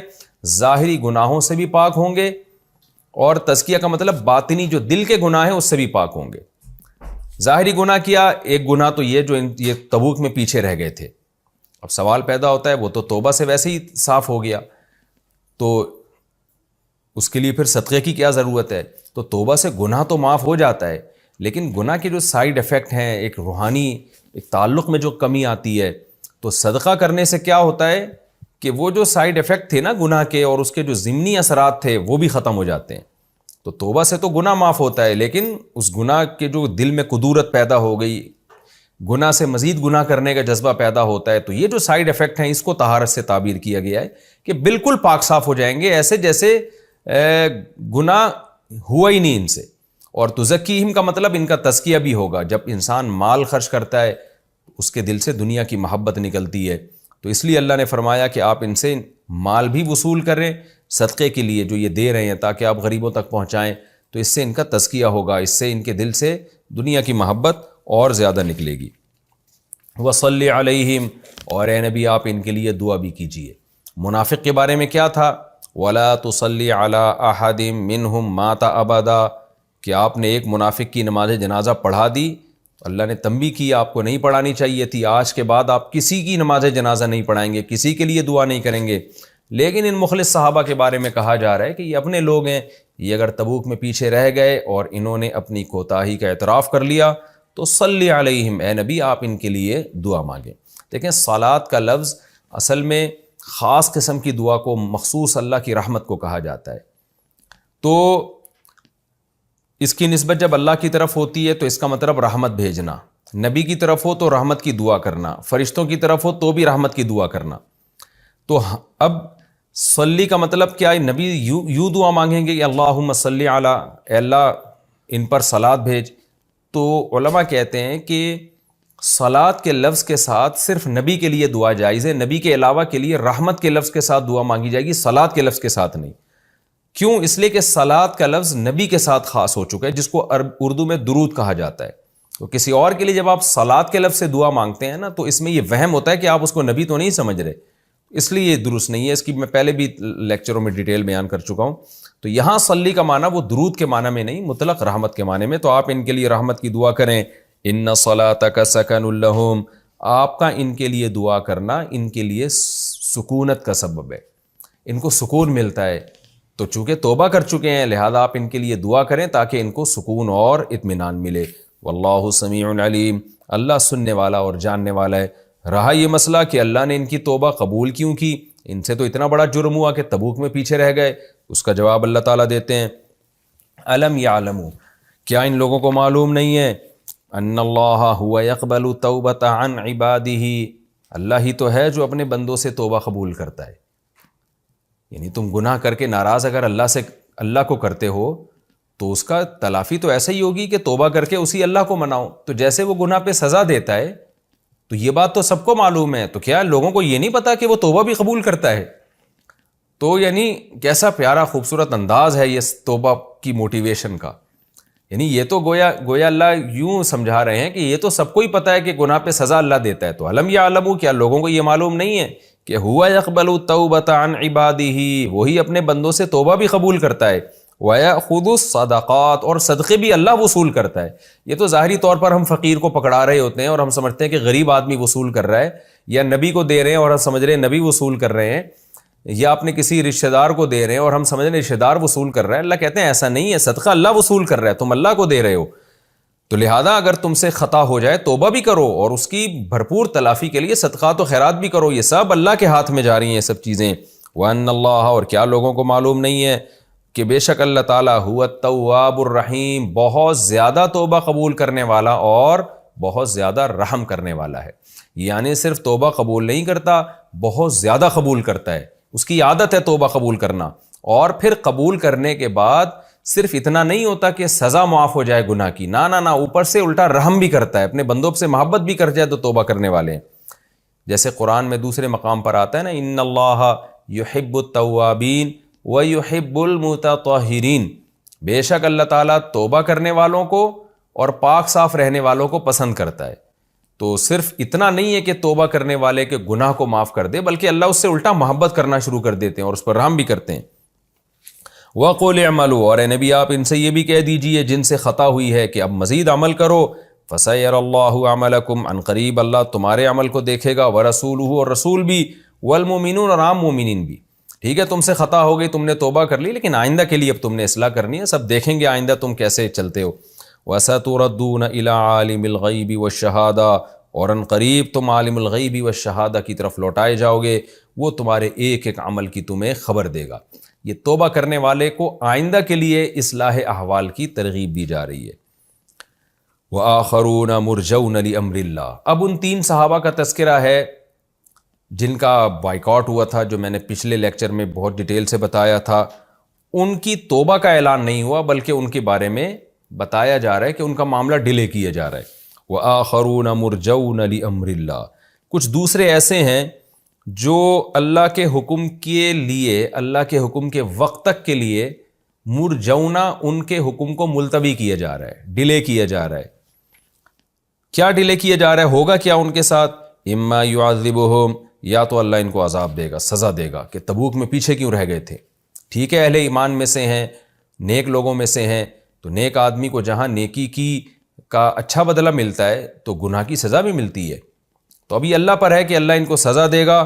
وَإِمَّا يَتُوبُ عَلَيْهِمْ، یا ہو سکتا ہے اللہ ان کی توبہ قبول کر لے. تو یہ بھی ایک انداز ہے. دیکھیں سوال پیدا ہوتا ہے کہ بھئی اللہ کا وعدہ ہے جو توبہ کرے گا اللہ اس کی توبہ قبول کرے گا. اب جب یہ 3 صحابی نے توبہ بھی کر لی، گناہ کا اعتراف بھی کر لیا، تو اب قرآن یہ کیوں کہہ رہا ہے کہ ان کے معاملے کو ہم ڈیلے کر رہے ہیں؟ ہم دیکھتے ہیں ہم نے کرنا کیا ہے، کہ یا تو ہم ان کی توبہ قبول کریں گے یا ہم ان کو عذاب دیں گے، ہماری مرضی ہے، ہم ان کا معاملہ ڈیلے کر رہے ہیں. تو بظاہر یہ آیت ان آیتوں سے خلاف جا رہی ہے جن میں آتا ہے کہ جو توبہ کرتا ہے تو ایسے جیسے گناہ ہوا ہی نہیں، تو فوراً توبہ قبول ہونی چاہیے. اس کا جواب علماء نے دیا ہے کہ اصل میں تو اصول اللہ کا یہی ہے کہ فوراً اللہ نے ان کی توبہ قبول کر لی تھی. جو اللہ کا وعدہ ہے، جو متواتر آیات اور احادیث اس بارے میں بہت زیادہ ہیں، لیکن اللہ اپنے ان محبوب بندوں کی فضیلت دنیا کے سامنے ظاہر کرنے کے لیے کہ دیکھو میں ان کے معاملے کو لٹکا رہا ہوں، ذرا ان کو میں تڑپنا دیکھنا چاہتا ہوں اور میں بتانا چاہتا ہوں دنیا کو کہ اللہ کے نیک اور مخلص لوگ کیسے ہوتے ہیں. تو اس لیے اللہ نے اپنے علم میں تو توبہ قبول کر لی تھی، لیکن اعلان کیا ہو رہا ہے؟ اعلان توبہ کی قبولیت کا بعد میں نازل ہو رہا ہے کہ نہیں، ابھی ہم تھوڑا سا ان کو آزمائش میں ڈالیں گے تاکہ دنیا کو پتہ چلے کہ جو نیک لوگ ہوتے ہیں وہ کیسے ہوتے ہیں، اور آئندہ کے لیے تنبیہ بھی ہو، ان کی تربیت بھی ہو جائے. بعض دفعہ یہ ہوتا ہے کہ آپ سزا دیے بغیر فوراً توبہ قبول کر لیتے ہیں تو اس بات کا خطرہ ہوتا ہے کہ آپ دوبارہ گناہ کریں گے. تو بڑے لوگ کیا کرتے ہیں، ان کی نیت تو یہی ہوتی ہے کہ ہم نے اس کو معاف کرنا ہے، لیکن تھوڑی سی سزا دیتے ہیں تاکہ دوبارہ گناہ کی نوبت نہ آئے. تو اللہ نے ان تینوں صحابہ کو تھوڑی سی سزا بھی دی کہ 40 دن بائیکاٹ کروایا، ان کا 50 دن بائیکاٹ کروایا، اور تھوڑا سا ان کی فضیلت دنیا کے سامنے ظاہر بھی کی کہ دیکھو ہم نے 50 دن تک ان کے معاملے کو لٹکا کے رکھا، مگر بادشاہ خط بھی لکھ رہا ہے غیر مسلم بادشاہ کہ ہمارے پاس آ جاؤ، عزت بھی ملے گی، اس کے باوجود یہ اس کا خط پھاڑ کے پھینک رہے ہیں اور کہہ رہے ہیں کوئی بات نہیں ہم مر جائیں گے. اور ٹھیک ہے ہمارے نبی نے، ہمارے ساتھیوں نے ہمارے ساتھ بائیکاٹ کیا، زمین اجنبی بن گئی، ہمارے لیے قید خانہ بن گئی، لیکن ہم اللہ کو ناراض نہیں کر سکتے. تو یہ فضیلت بھی ان صحابہ کی اللہ نے دنیا کے سامنے ظاہر کرنی تھی. اس حکمت سے اللہ نے ان کے معاملے کو ڈیلے کیا ہے. تو اللہ تعالیٰ فرماتے ہیں وَآخَرُونَ مُرْجَوْنَ لِأَمْرِ اللَّهِ، اور کچھ ایسے ہیں جن کے معاملے کو اللہ کے حکم تک کے لیے ڈیلے کیا جا رہا ہے. اما يعذبهم، یا تو اللہ ان کو عذاب دے گا، وَإِمَّا يَتُوبُ عَلَيْهِمْ، یا اللہ ان کی توبہ قبول کر لے گا. اب دیکھیں اللہ اگر صاف کہہ دیتا اللہ ان کی توبہ ہی قبول کرے گا تو پھر یہ آزمائش تھوڑی ہوتی. تو اس لیے اللہ نے ان صحابہ کو گویا ڈرا دیا کہ ہماری مرضی، ہم تمہیں عذاب دیں یا ہم توبہ قبول کریں، تاکہ وہ بھی ایک آزمائش میں رہیں. واللہ علیم حکیم، اللہ خوب جاننے والا اور حکمت والا ہے. کیا مطلب؟ اللہ کو پتہ ہے کس کو سزا دینی، کس کو عذاب دینا، وہ سب جانتا ہے.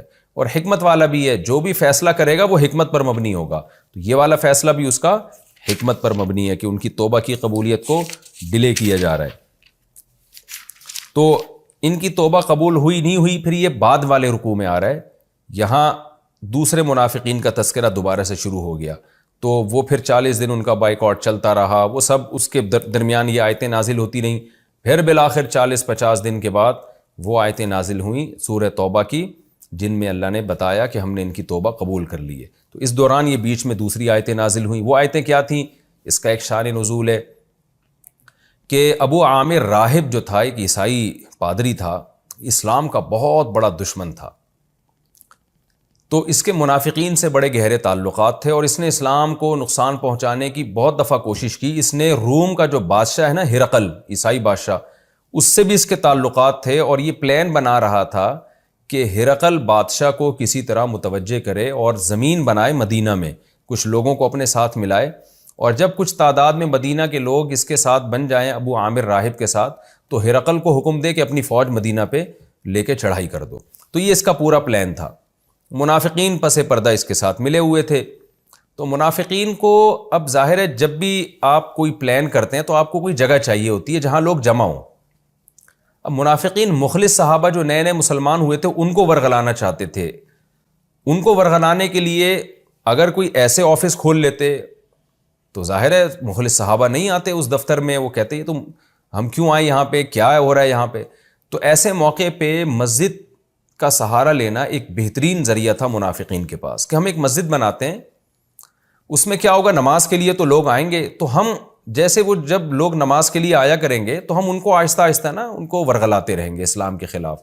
جیسے فسادی لوگ ہوتے ہیں نا، غیبتیں کرتے رہتے ہیں، بہتان، یار یہ دیکھو نبی نے جو یہ فیصلہ کیا یہ تو سمجھ میں نہیں آتا، یہ تو ٹھیک نہیں ہے، یہ تو یہ ہو گیا. اس طرح کی ہم منفی پروپیگنڈا کرتے کرتے بہت سے مخلص لوگوں کو اپنا ہم نوا بنا لیں گے. تو یہ ان کی نیت تھی. اس نیت سے انہوں نے ایک مکان تعمیر کرنے کا ارادہ کیا جس کو انہوں نے نام مسجد کا دیا. یہ خوب سمجھ لیں. بعض حضرات نے یہاں لکھا ہے کہ منافقین نے مسجد بنائی تو، اور نبی نے پھر بعد میں اس کو گرانے کا حکم دیا، جیسے کہ قرآن میں اللہ نے نبی کو حکم دیا. تو مسجد کو یاد رکھیں گرایا نہیں جاتا. اس لیے صحیح تفسیر اس کی یہ ہے کہ ان کی نیت مسجد کی نہیں تھی، ان کی نیت ایک مکان کی تھی، لیکن اس کو شکل مسجد کی دی گئی، نام مسجد کا دیا گیا تاکہ لوگ اس میں اس بہانے آئیں، نماز پڑھیں، گیدرنگ ہو، اور پھر ہم لوگوں کو ورغلا سکیں. تو وہ شرعی مسجد نہیں تھی. تو چونکہ منافقین نے اس کو نام مسجد کا دیا، اس کی لک مسجد جیسی، اور اس کا دنیا کے سامنے یہ شو کیا گیا کہ یہ مسجد ہے، تو قرآن نے بھی انہی کی رعایت میں اس کو مسجد سے تعبیر کیا. ورنہ حقیقت میں جو شرعی مسجد ہوتی ہے، جو اہل اسلام تعمیر کرتے ہیں، مقصد نماز ہوتا ہے اس میں، وہ والی شرعی مسجد کے اس کے حکام نہیں تھے. اگر وہ حکام ہوتے تو آپ صلی اللہ علیہ وسلم کبھی مسجد نہ گراتے، کیونکہ مسجد بننے کے بعد اس کا گرانا جائز نہیں ہے. تو منافقین نے جب ان کی نیت کیا تھی کہ عامر راہب کے ساتھ مل کر ایک گیدرنگ ہو جائے گی اور ہم یہاں بیٹھ کے اسلام کے خلاف سازشیں کریں گے اور مسلمانوں کے دل میں وسوسے ڈالیں گے، تو پھر جو ہے وہ ہرقل روم اس طرح سے اس کو ہم متوجہ کریں گے ابو عامر راہب کے ذریعے، اور بالآخر مدینہ کو تہس نہس کر دیں گے. تو جب انہوں نے مسجد تعمیر کی ہے، نبی صلی اللہ علیہ وسلم سے انہوں نے آ کے عرض کیا، نبی صلی اللہ علیہ وسلم سے فرمایا کہ نبی صلی اللہ علیہ وسلم سے کہا کہ یا رسول اللہ، آپ اس مسجد میں آ کے نماز ادا کر لیں. منافقین کی نیت یہ تھی کہ جب نبی آئیں گے مسجد میں، مسجد تو ظاہر ہے ایک اچھا لیبل ہی ہے، نبی آئیں گے نماز پڑھیں گے تو دوسرے لوگوں کو اس سے ایک موٹیویشن ملے گی کہ بھئی دیکھو نبی صلی اللہ علیہ وسلم نے اس مسجد میں آ کے نماز پڑھی ہے تو ہمیں بھی پڑھنا چاہیے. تو آپ صلی اللہ علیہ وسلم کو پوری صورتحال کا علم نہیں تھا کہ ان کے پیچھے کیا سازشیں ہیں. تو آپ صلی اللہ علیہ وسلم نے ان منافقین سے وعدہ کر لیا کہ تبوک سے واپسی پر میں انشاءاللہ اس مسجد میں آؤں گا اور نماز پڑھوں گا. کیونکہ آپ نے تو یہ سمجھا کہ ایک خیر خواہی کی نیت سے شاید مسجد بنائی ہوگی انہوں نے، لیکن قرآن مجید نے آپ صلی اللہ علیہ وسلم پر تبوک کے موقع پر یہ آیتیں نازل کی، اللہ تعالیٰ نے یہ آیتیں نازل کی اور قرآن مجید کا حصہ بنا دیا ان آیتوں کو. اور اس میں بتا دیا گیا کہ یہ جو مسجد جو منافقین نے بنائی ہے یہ ظاہر میں مسجد ہے، حقیقت میں یہ زرار ہے. زرار کا مطلب نقصان پہنچانے کا ایک جگہ ہے، نقصان پہنچانے کی ایک پلیس ہے، جس کا مقصد کیا ہے کہ جو اسلام دشمن عناصر ہیں ان کے ساتھ مل کر اسلام کو تہس نہس کیا جا سکے. لہذا آپ کبھی بھی اس مسجد میں جا کے نماز نہ پڑھیں. چنانچہ جب یہ آیتیں نازل ہوئیں تو آپ صلی اللہ علیہ وسلم نے نہ صرف یہ کہ نماز نہیں پڑھی بلکہ صحابہ کو بھیجا کہ جا کے اس کو جلا دو اور اس کی عمارتوں کو گرا دو. تو یہاں سے ان کے جو منافقین کا جو ایک بہت بڑا پلان تھا وہ سارا برباد ہو گیا. اسی کا قرآن نے تذکرہ کیا، والذین اتخذوا مسجدا ضرارا، اور وہ لوگ جنہوں نے بنائی ایک مسجد ضرارا جو نقصان پہنچانے والی تھی. تقویٰ مسلمانوں میں اسلام کی ترغیب یا عبادت اس کی نیت نہیں تھی. وہ کفرن، اور کفر کے لیے بنائی. کفر کا مطلب کیا؟ تاکہ وہاں بیٹھ کے کفر کو پروموٹ کریں، کفر کی باتیں کریں. وَتَفْرِيقًا بَيْنَ الْمُؤْمِنِينَ، اور اس لیے بنائی گئی کہ مومنین میں پھوٹ ڈال دیں. کیونکہ جب مومنین آئیں گے کچھ اس طرح کی باتیں سنیں گے تو ظاہر ہے جو ایک اتحاد چلا رہا ہے وہ خراب ہو جائے گا. وَإِرْصَادًا، اور اس کی گھات کی جگہ بنائیں، اس کے رہنے کی جگہ بنائیں. لِمَنْ حَارَبَ اللَّهَ وَرَسُولَهُ مِنْ قَبْلُ، اس شخص کے لیے جگہ بنا دیں اس میں جو اللہ اس کے رسول سے پہلے ہی دشمنی کر چکا ہے. ابو عامر راہب جس کی دشمنی مشہور ہے، اس کو جگہ چاہیے تھی تو اس کو جگہ بنا کے دے رہے تھے. وَلَا يَحْلِفُنَّ، اور قسمیں اٹھا کے کہہ رہے ہیں، ان اردنا الا الحسنى، کہ ہمارا ارادہ اچھائی کے سوا کچھ بھی نہیں ہے، ہم نے تو اسلام کی تبلیغ کے لیے مسجد بنائی ہے. اے نبی، اللہ آپ کو خبردار کرتا ہے، واللہ یشہد انہم لکاذبون، اللہ گواہی دیتا ہے کہ یہ جھوٹ بول رہے ہیں. لا تقم فیہ ابدا، اے نبی آپ اس مسجد میں کبھی بھی قیام نہ کریں، کبھی بھی قیام نہ کریں. لمسجد اسس علی التقوی من اول یوم احق ان تقوم فیہ. ہوتا یہ تھا کہ نبی صلی اللہ علیہ وسلم جب ہجرت کر کے آئے نا مدینہ منورہ، تو ڈائریکٹ مدینہ شہر میں داخل نہیں ہوئے آپ، بلکہ آپ نے پہلے مدینہ کے قریب میں ایک محلہ تھا، ایک گاؤں تھا، یوں سمجھ لیں، اس کا نام تھا قبا، تو وہاں آپ صلی اللہ علیہ وسلم نے پڑاؤ ڈالا، تو وہاں آپ نے نماز پڑھی، صحابہ نے وہاں مسجد بنائی، وہ اسلام کی سب سے پہلی مسجد تھی جو آج مسجد قبا کے نام سے ہے۔ تو آپ صلی اللہ علیہ وسلم نے کچھ دن وہاں قیام کیا، نمازیں پڑھیں، اس کے بعد آپ صلی اللہ علیہ وسلم مدینہ منورہ تشریف لے گئے اور آپ نے وہاں شہر میں مسجد نبوی کی بنیاد رکھی۔ لیکن آپ صلی اللہ علیہ وسلم کو اس مسجد سے محبت تھی، اہل قبا سے محبت تھی، وہاں کے لوگوں نے آپ کو بڑا اکرام کیا تھا، تو آپ ہر ہفتے کو مدینہ منورہ سے پیدل چل کے آپ صلی اللہ علیہ وسلم، پیدل یا سواری پہ آپ صلی اللہ علیہ وسلم قبا تشریف لاتے اور وہاں نماز پڑھتے، تو یہ تاکہ اس کی فضیلت کو بیان کیا جا سکے اور وہاں کے لوگوں کو ایک حوصلہ ملے۔ اور آپ نے مسجد قبا میں نماز پڑھنے کی فضیلت بھی بیان کی کہ عمرے کا ثواب ملتا ہے۔ یہی وجہ ہے کہ آج جتنے بھی حاجی حج کرنے جاتے ہیں اور جو مدینہ منورہ جاتے ہیں، تو وہ قبا میں جا کے بھی ہر حاجی کی کوشش ہوتی ہے میں 2 رکعت پڑھوں تاکہ مجھے بھی وہ حج عمرے کی فضیلت حاصل ہو جائے اور آپ صلی اللہ علیہ وسلم کی ایک سنت بھی زندہ ہو جائے۔ تو یہی طرز عمل منافقین نے کیا کہ بھئی آپ قبا تو آتے ہی ہیں تو آپ ادھر بھی آئیں، تو آپ نے چونکہ پہلے وعدہ کر لیا تھا، لیکن اللہ نے جب حکم نازل کیا اور بتا دیا کہ یہ مسجد نہیں ہے، تو آپ صلی اللہ علیہ وسلم نے وہاں جانے کا ارادہ ترک کر دیا۔ تو اللہ نے ایسے موقع پہ قبا مسجد کی فضیلت بیان کی کہ جو قبا مسجد ہے نا، اس کے لوگ پاکیزہ لوگ ہیں، مخلص لوگ ہیں، تو وہ مسجد زیادہ حقدار ہے کہ آپ وہاں جا کے نماز پڑھایا کریں، کیونکہ اس مسجد کی بیس تقوی اور اللہ کی رضا پر تھی۔ جو وہاں صحابہ نے مسجد بنائی وہ تقوی اور اللہ کی رضا کی بیس پہ بنائی ہے مسجد، وہ لوگ بھی اس کے حقدار ہیں کہ آپ ان کے پاس جائیں، اور وہ مسجد بھی اس کی حقدار ہے کہ آپ اس میں جا کے نماز پڑھیں۔ یہ جو مسجد ہے، اس کے بنانے والوں کی بنیاد تقوی اور اللہ کی خوف اور اللہ کی رضا نہیں تھی، بلکہ ان کی بنیاد ہی اس تخریب کاری اور خدا کے غضب کو دعوت دینا تھی، لہذا اس مسجد میں آپ کبھی بھی قیام نہ کریں۔ تو اس لیے یہ آیتیں نازل ہوئیں، فرمایا لَمَسْجِدٌ أُسِّسَ عَلَى التَّقْوَى، وہ مسجد جس کی بنیاد تقوی پر ہے، من اول یوم، پہلے ہی دن سے تقوی کی بیس پہ بنیاد رکھی گئی، احق ان تقوم فیہ، وہ اس بات کی زیادہ حقدار ہے کہ آپ اس میں قیام کریں، یعنی نماز پڑھیں، فیہ رجال، اس مسجد میں ایسے لوگ ہیں، یحبون ان یتطہروا، جو اس بات کو پسند کرتے ہیں کہ خوب پاکیزہ رہا کریں وہ، واللہ یحب المطہرین، اللہ خوب پاکیزہ رہنے والوں کو پسند کرتے ہیں۔ حدیث میں آتا ہے جب یہ آیتیں نازل ہوئیں تو آپ صلی اللہ علیہ وسلم قبا گئے۔ اچھا، آج قبا جو ہے وہ تو مدینہ شہر میں داخل ہو چکی ہے وہ مسجد، کیونکہ شہر اتنا بڑا ہو گیا ہے کہ وہ اب گاؤں نہیں رہا، بلکہ وہ قبا بھی مسجد مدینہ کے شہر میں ہی ہے وہ۔ تو حدیث میں آتا ہے جب یہ آیتیں نازل ہوئیں تو آپ صلی اللہ علیہ وسلم اہل قبا کے پاس گئے، ان سے پوچھا کہ بھئی تمہارے اندر کون سی ایسی خوبی ہے کہ اللہ تمہاری تعریف کر رہا ہے، اللہ تمہاری تعریف کر رہا ہے کہ اس مسجد میں ایسے لوگ ہیں، ظاہر ہے وہی لوگ تھے نا جو محلے والے تھے، تو اللہ قبا کے لوگوں کی تعریف کر رہا ہے اور کہہ رہا ہے کہ یہ وہ لوگ ہیں جو خوب پاکیزگی حاصل کرتے ہیں، خوب پاک صاف رہتے ہیں، تو کیا تمہارے اندر ایسا عمل ہے جس پہ اللہ نے کہا ہے کہ تم بہت زیادہ پاک رہتے ہو، جو دوسرے اتنے پاک نہیں رہتے جتنے تم رہتے ہو، تو کون سی طہارت الگ سے وہ طہارت ہے جو تم حاصل کرتے ہو؟ تو انہوں نے عرض کیا کہ یا رسول اللہ، ہم استنجا کرنے کے بعد اسے پانی سے دھوتے ہیں۔ عرب میں پانی بہت کم ہوتا تھا اور پانی کا حصول عربوں کے لیے بہت مشکل تھا، آج بھی وہاں تیل سستا ہے، پانی مہنگا ہے، تو ان کے لیے پانی کا حصول بہت مشکل تھا۔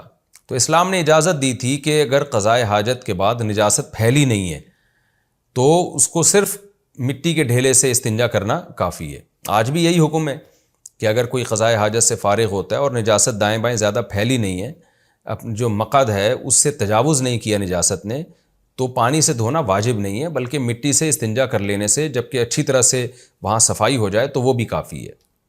تو عرب کے لیے بڑا مشکل تھا پانی سے استنجا کرنا اس وقت، تو اس لیے ان کو اجازت دی گئی۔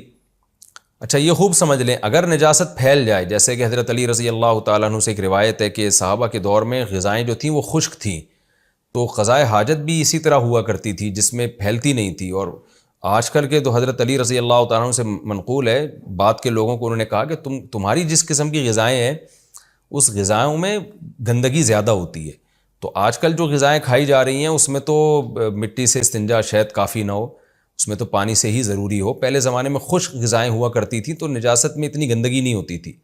خیر، یہ ایک الگ مسئلہ ہے۔ تو نبی صلی اللہ علیہ وسلم نے ان سے پوچھا تو انہوں نے عرض کیا کہ یا رسول اللہ ہم پانی سے استنجا کا اہتمام کرتے ہیں، چاہیے یعنی پانی اگرچہ مشکل تھا لیکن پانی سے ہی استنجا کیا کرتے تھے تاکہ صفائی زیادہ ہو۔ تو اللہ تعالیٰ نے جہاں مسجد قباء کی تعریف کی تو اللہ نے ساتھ ساتھ ان کی بھی تعریف کر دی، اور اس میں اللہ نے بتا دیا کہ پانی سے استنجا کا عمل اللہ کو زیادہ محبوب ہے کیوں اس میں صفائی زیادہ ہوتی ہے۔ یہی وجہ ہے کہ پھر مسلمانوں میں جب یہ آیتیں نازل ہوئیں تو پانی سے استنجا کا رواج ہو گیا، اور آج تک وہ رواج الحمدللہ باقی ہے۔ اور جہاں تک میرا سروے ہے دنیا میں جہاں بھی میں گیا ہوں یا سنا بھی ہے میں نے، تو پانی سے استنجا کا رواج آپ کو اہل اسلام کے علاوہ شاید دنیا کی کسی قوم میں بھی نظر نہیں آئے گا۔ تو یہ واحد مسلمان قومی ہے، اور اس کی بیس یہ آیت ہے کہ اللہ نے پانی سے استنجا کرنے والوں کی تعریف کی، ان کو موٹیویٹ کیا، تو اس کی بیس پر مسلمانوں میں پانی سے استنجا کا رواج آیا۔ خیر، افمن اسس بنیانہ علی تقوی من اللہ، اب اللہ مسجد قباء کی تعریف کر رہے ہیں کہ بتاؤ وہ شخص، یعنی وہ شخص سے مراد وہ تمام لوگ جن میں وہ صحابہ ہیں جنہوں نے مسجد قباء کی تعمیر کی تھی، فرمایا وہ شخص جس نے بنیانہ مسجد کی بنیاد رکھی ہو، اسسا اس کی بنیاد رکھی ہو، علی تقوی من اللہ اللہ کے خوف کی بیس پہ، مسجد بنا رہے اللہ کے ڈر کی وجہ سے کہ تاکہ میرے گناہ معاف ہو جائیں، ورضوان اور اللہ کی رضا کی بیس پہ، تو وہ شخص زیادہ بہتر ہے، یعنی وہ لوگ زیادہ بہتر ہیں، امن اسس بنیانہ، یا وہ منافق زیادہ بہتر ہے جس نے مسجد کی بنیاد رکھی ہو علی شفا جرفین، ایک نہر کے کنارے پر، یعنی نہر کے کنارے کا کنارہ، اس پر ایک بنیاد رکھی ہو عمارت کی، اور وہ کنارہ بھی ابھی گرنے والا ہے، یعنی کمزور چیز پہ بنیاد رکھی ہے عمارت کی۔ وہ کمزور چیز کیا ہے؟ کفر اور باطل عقیدے، دنیا کی محبت، تخریب کاری اور فساد اور دنیا کے مفادات، اس بیس پہ جب آپ کوئی کام کرتے ہیں تو اللہ اس بیس کو بہت کمزور قرار دے رہے ہیں، اس پہ آپ کا کام زیادہ عرصہ ٹھہرتا نہیں ہے، دھڑام سے گر جاتا ہے۔ تو اس کو ایک بڑی اچھی مثال سے سمجھایا جا رہا ہے کہ ایک آدمی نے عمارت بنائی اور اس کی بنیاد ایک کمزور کنارے پر رکھی ہے، جس میں سیلابی ریلے سے ہر وقت خطرہ ہے کہ کنارہ گرے گا اور یہ پوری عمارت بھی گر جائے گی۔ تو وہ جو کفر اور باطل عقیدے ہیں، یا دنیا کی محبت ہے، یا تخریب کاری کا جو شوق ہے، اس کی بنیاد پر عمارت بنائی گئی ہے، یعنی یہ اس کے پیچھے بیس ہی ہے، تو ظاہر ہے یہ بیس ہی کمزور ہے تو عمارت بھی اسی طرح کمزور ہوگی۔ اللہ فرماتے ہیں فنہار بہ، پھر وہ عمارت اس شخص کو لے کے گر بھی پڑے، فی ناری جہنم، جہنم کی آگ میں، یعنی گر تو رہی ہے پانی میں لیکن اللہ نے اس پانی کو جہنم کی آگ سے تعبیر کیا، کیونکہ جو منافق نے جو عمارت بنائی تھی اس کی بیس غلط تھی، تو اللہ کہتے ہیں وہ بیس اس بنانے والے کو لے کے، چونکہ وہ اس عمارت میں رہے گا نا، وہ منافق جس نے وہ عمارت بنائی ہے، تو جس نے گھر بنا لیا ہو کمزور جگہ پر تو ظاہر ہے گھر اس شخص کو لے کے دریا میں گرے گا، خود بھی گھر تباہ ہوگا، اس بندے کو بھی مروا دے گا۔ تو یہی مثال اللہ نے بیان کی ہے کہ یہ جو انہوں نے عمارت بنائی، ایسی کمزور باتوں پہ اس کی بیس رکھی ہے کہ یہ عمارت بھی گرے گی، اور اس عمارت میں جو لوگ رہیں گے وہ بھی زمین پہ دھڑام سے گریں گے، پانی میں گریں گے، اور اللہ بتاتے ہیں کہ دیکھنے میں تو پانی ہے لیکن حقیقت میں یہ جہنم کی آگ میں گر رہے ہیں، کیونکہ اس کی سزا ان کو قیامت کے دن ملے گی۔ تو دونوں عمارتوں میں کتنا فرق ہے، یعنی قرآن یہاں اصل میں یہ سمجھا رہا ہے کہ عمارتوں کی شکل ایک جیسی ہے لیکن نیت سے ان دونوں کی جو تعمیر ہے اس میں بڑا فرق ہے، ان کی پائیداری میں بڑا فرق ہے۔ تو جو کام بھی آپ کر رہے ہیں اس کے پیچھے تقویٰ ہے، انسانیت کی خدمت کا جذبہ، اللہ کی رضا کا جذبہ، کام تھوڑا ہوگا لیکن بہت مضبوط ہوگا۔ میں جب یہ آیتیں پڑھتا ہوں مجھے تبلیغی جماعت کا تصور دماغ میں آتا ہے کہ مولانا الیاس رحمۃ اللہ علیہ نے اللہ کے خوف اور امت کی خیر خواہی کے جذبے سے ایک چھوٹے سے کام کی بنیاد رکھی، لیکن چونکہ بنیاد بڑی مضبوط تھی، اس میں کوئی لالچ نہیں تھی، تو آج وہ کام پوری دنیا میں کیسا پھیل گیا کہ روکنے سے رک نہیں رہا۔ وہ سعودی عرب میں پابندی لگی پھر بھی پھیلتا چلا جا رہا ہے، یعنی بریکیں فیل ہو گئی ہیں اس کام کی، اور کتنی بڑی بڑی تحریکیں چلی ہیں جن کے میں بہت محنت تھی، بہت مشقت تھی، لیکن ان کی بنیاد صحیح نہیں تھی، وہ تحریکیں ایسے غائب ہوئی ہیں کہ ان کا نام و نشان مٹ گیا۔ تو یہی بات کو قرآن اس انداز سے بیان کر رہا ہے۔ اللہ فرماتے ہیں کہ اعلیٰ شفا جرف نہار فنہار بہ فی نار جہنم، تو وہ پھر جہنم میں گر جائے وہ عمارت اپنے بنانے والے کو لے کر۔ تو اللہ ان صحابہ کی تعریف کر رہے ہیں جنہوں نے مسجد قباء بنائی، کہ اللہ کہتے ہیں ان کی بیس تو تقویٰ تھی، وہ زیادہ بہتر ہے، یہ کمبخت منافق جن کی مسجد بنانے کی بیس ہی ٹھیک نہیں ہے۔ تو کیا مطلب وہ زیادہ بہتر ہیں، تو لہٰذا ان کو موٹیویٹ کریں، ان کے ساتھ آپ جا کے رہا کریں، ان کی مسجد میں جا کے نماز پڑھا کریں، ان منافقین کو آپ پروٹوکول نہ دیں۔ واللہ لا یہدی القوم الظالمین، اللہ ایسے ظالموں کو سیدھی راہ نہیں دکھاتا جو مذہب کا غلط استعمال کرتے ہیں، یعنی مسجد کا لیبل لگا کے تخریب کاری کرتے ہیں۔ آگے قرآن کہہ رہے لا یزال بنیانہم الذی بنوا ریبۃ فی قلوبہم، یہ جو انہوں نے عمارت بنائی ہے نا مسجد زرار، تو ان کی جو عمارت ہے جو انہوں نے بنائی ہے یہ مسلسل ان کے دلوں میں کھٹکتی رہے گی۔ کیا مطلب؟ ان کے دل میں خوف رہے گا کہ ہم نے کام غلط کیا ہے، اور جب نبی اس عمارت کو گرا دیں گے تو بھی ہمیشہ دل میں کھٹکا رہے گا کہ ہم نے پیسہ بھی خرچ کیا، محنت بھی کی اور بدنامی بھی ہوئی۔ تو اس میں بھی یہ بتایا گیا ہے کہ آپ غلط چیز پہ جس کام کی بنیاد رکھتے ہیں نا، غلط عقیدے پہ، تو وہ کام آپ کے دل میں کھٹکتا ہے۔ آپ اخلاص کی بیس پر جب کوئی کام کرتے ہیں تو اس سے آپ کو سکون ملتا ہے، اور جب آپ غلط چیز پہ کسی کام کی بنیاد رکھتے ہیں، غلط نیت پہ، تو اس کام میں آپ کو کھٹکا لگا رہتا ہے۔ مجھے یاد ہے ایک شخص قاتل تھا، اس نے علماء کا قتل کیا، بعد میں ہمیں اس کے بارے میں اطلاعات ملی کہ اس نے بتایا کہ میرا سکون ہمیشہ برباد رہتا ہے۔ تو کام تو کر لیا پیسوں کی لالچ میں، لوگوں کو قتل بھی کر دیا، لیکن سکون، کیونکہ ایک دل میں کھٹکا لگا رہتا ہے نا کہ یار ہم نے غلط کیا، پکڑے بھی جا سکتے ہیں، آخرت میں بھی سزا مل سکتی ہے۔ تو جتنے بھی مجرم لوگ ہوتے ہیں جن کی بیس ہی غلط ہوتی ہے، تو اللہ ان کے دلوں کا سکون چھین لیتا ہے۔ یہی اس آیت کا مفہوم ہے کہ جو انہوں نے عمارت بنائی ہے یہ ان کے دل میں کھٹکتی رہے گی، یعنی ان کو سکون پھر بھی حاصل نہیں ہوگا۔ الا ان تقطع قلوبہم، الا یہ کہ ان کے دل ہی ختم ہو جائیں۔ یعنی ایک محاورہ ہے کہ دل میں خوف ہوتا ہے نا، تو جب آپ کہتے ہیں کہ یار تیرے دل میں ہمیشہ خوف رہے گا جب تک تیرے سینے میں دل ہے، مطلب یہ کہ ہمیشہ خوف رہے گا، یہ کبھی ختم نہیں ہوگا۔ تو اس میں کنایتاً یوں کہا جاتا ہے کہ جب تک تیرے سینے میں دل ہے، جب دل ختم ہو جائے گا تو خوف بھی ختم ہو جائے گا۔ ظاہر ہے دل کبھی ختم نہیں ہوتا۔ ایک دل جسمانی دل ہے جو زندگی میں ہے، پھر موت کے بعد بھی انسان کو جو برزخی زندگی میں دل ملتا ہے تو منافق کے پھر اس دل میں خوف پیدا ہو جائے گا، پھر آخرت میں جو دل دیا جائے گا اس میں خوف پیدا ہو جائے گا۔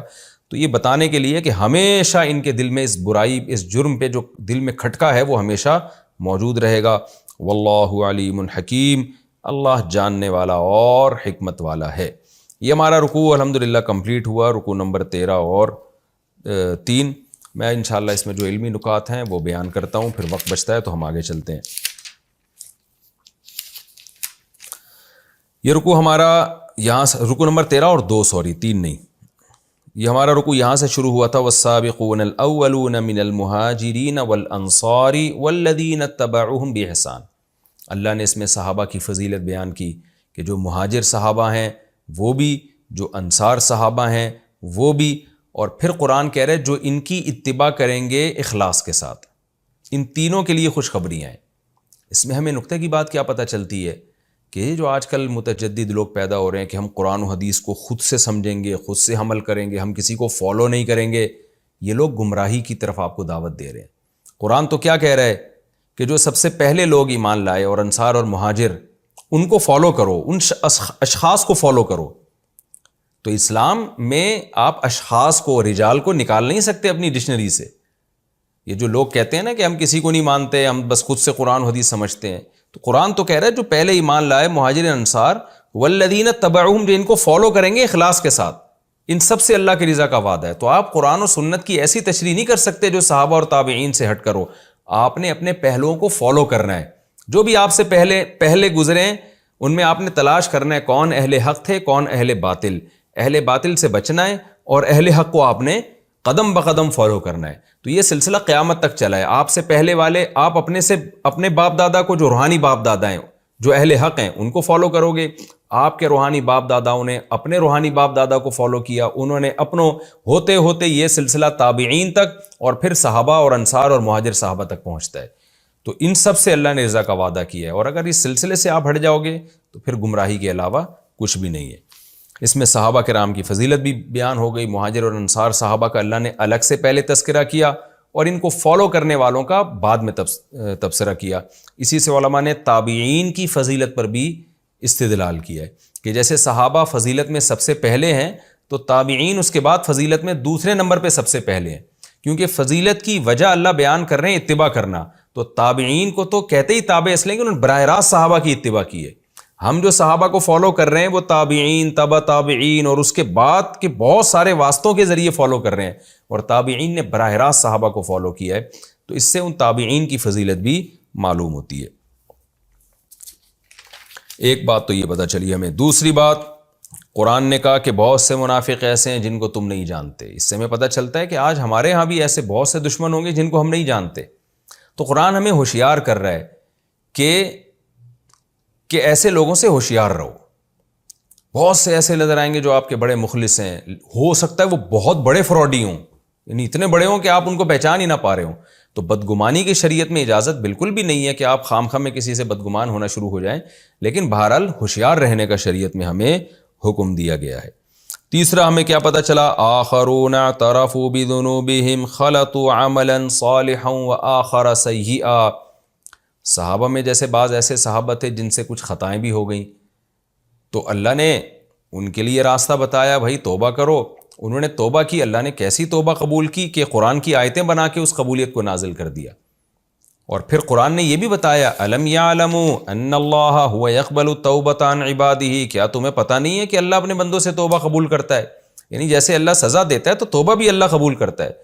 تو دیکھیں ہم تو اس مقام پہ نہیں ہیں صحابہ کے جو والسابقون الاولون میں اپنے آپ کو لے کر آئیں کہ جو ہر موقع پہ نبی کے ساتھ تھے۔ ہم سے تو بڑی کوتاہیاں ہوئی ہیں۔ تو ہمارے لیے بھی ان آیتوں میں اللہ نے ایک امید کی بات کی ہے۔ وہ امید کی بات یہی ہے کہ بھائی ہم سے اگر خطا ہوتی ہے تو ہم توبہ کر کے اللہ کو منا لیں۔ ایک بڑے بزرگ کا قول ہے، وہ کہتے ہیں میں نے قرآن میں تلاش کیا تو مجھے دو قسم کے لوگ نظر آئے، یعنی پورے قرآن میں دو قسم کے لوگ نظر آئے۔ یا تو قرآن جب جنتی لوگوں کی بات کرتا ہے تو بہت اچھی علامتیں اہل جنت کی بیان کرتا ہے کہ وہ اس دن رات اللہ کی راہ میں خرچ کرتے ہیں، ان کے پہلو رات کو بستروں سے جدا رہتے ہیں، تہجد میں کھڑے رہتے ہیں، اللہ کے خوف سے اللہ کو پکارتے ہیں، جنت کی امید پہ اللہ کو پکارتے ہیں، اور ایسا کرتے ہیں ایسا کرتے ہیں۔ اتنی اللہ نے ان کی صفات بیان کی ہیں کہ کہتے ہیں وہ ایسی صفات ہیں کہ ہمیں لگا کہ ہم اس میں سے نہیں ہیں۔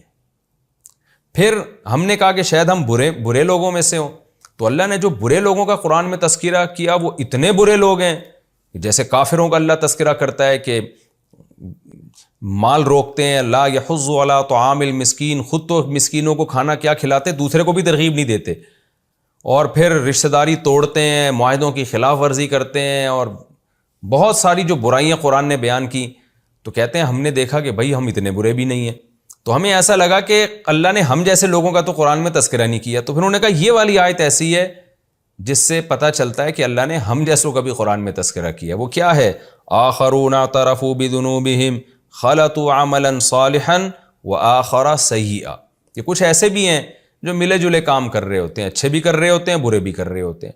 تو یہ آیت پہلے تو صحابہ کے بارے میں نازل ہوئی، وہ زیادہ تر تو اچھا ہی کر رہے تھے، وہ ایک ان سے غلطی ہوئی کہ تبوک میں پیچھے رہ گئے وہ، لیکن ہم تو بہت کچھ اٹرم پٹرم کر رہے ہوتے ہیں، تو بہت الٹے سیدھے کام بھی، بہت اچھے اچھے کام بھی کر رہے ہوتے ہیں۔ تو لیکن ایک ہمیں اس سے ایک اشارہ مل گیا کہ بھائی جیسے وہ تبوک میں پیچھے رہ گئے تھے تو توبہ کر لی، تو اللہ نے ان کو بھی مخلص صحابہ میں شامل کر لیا۔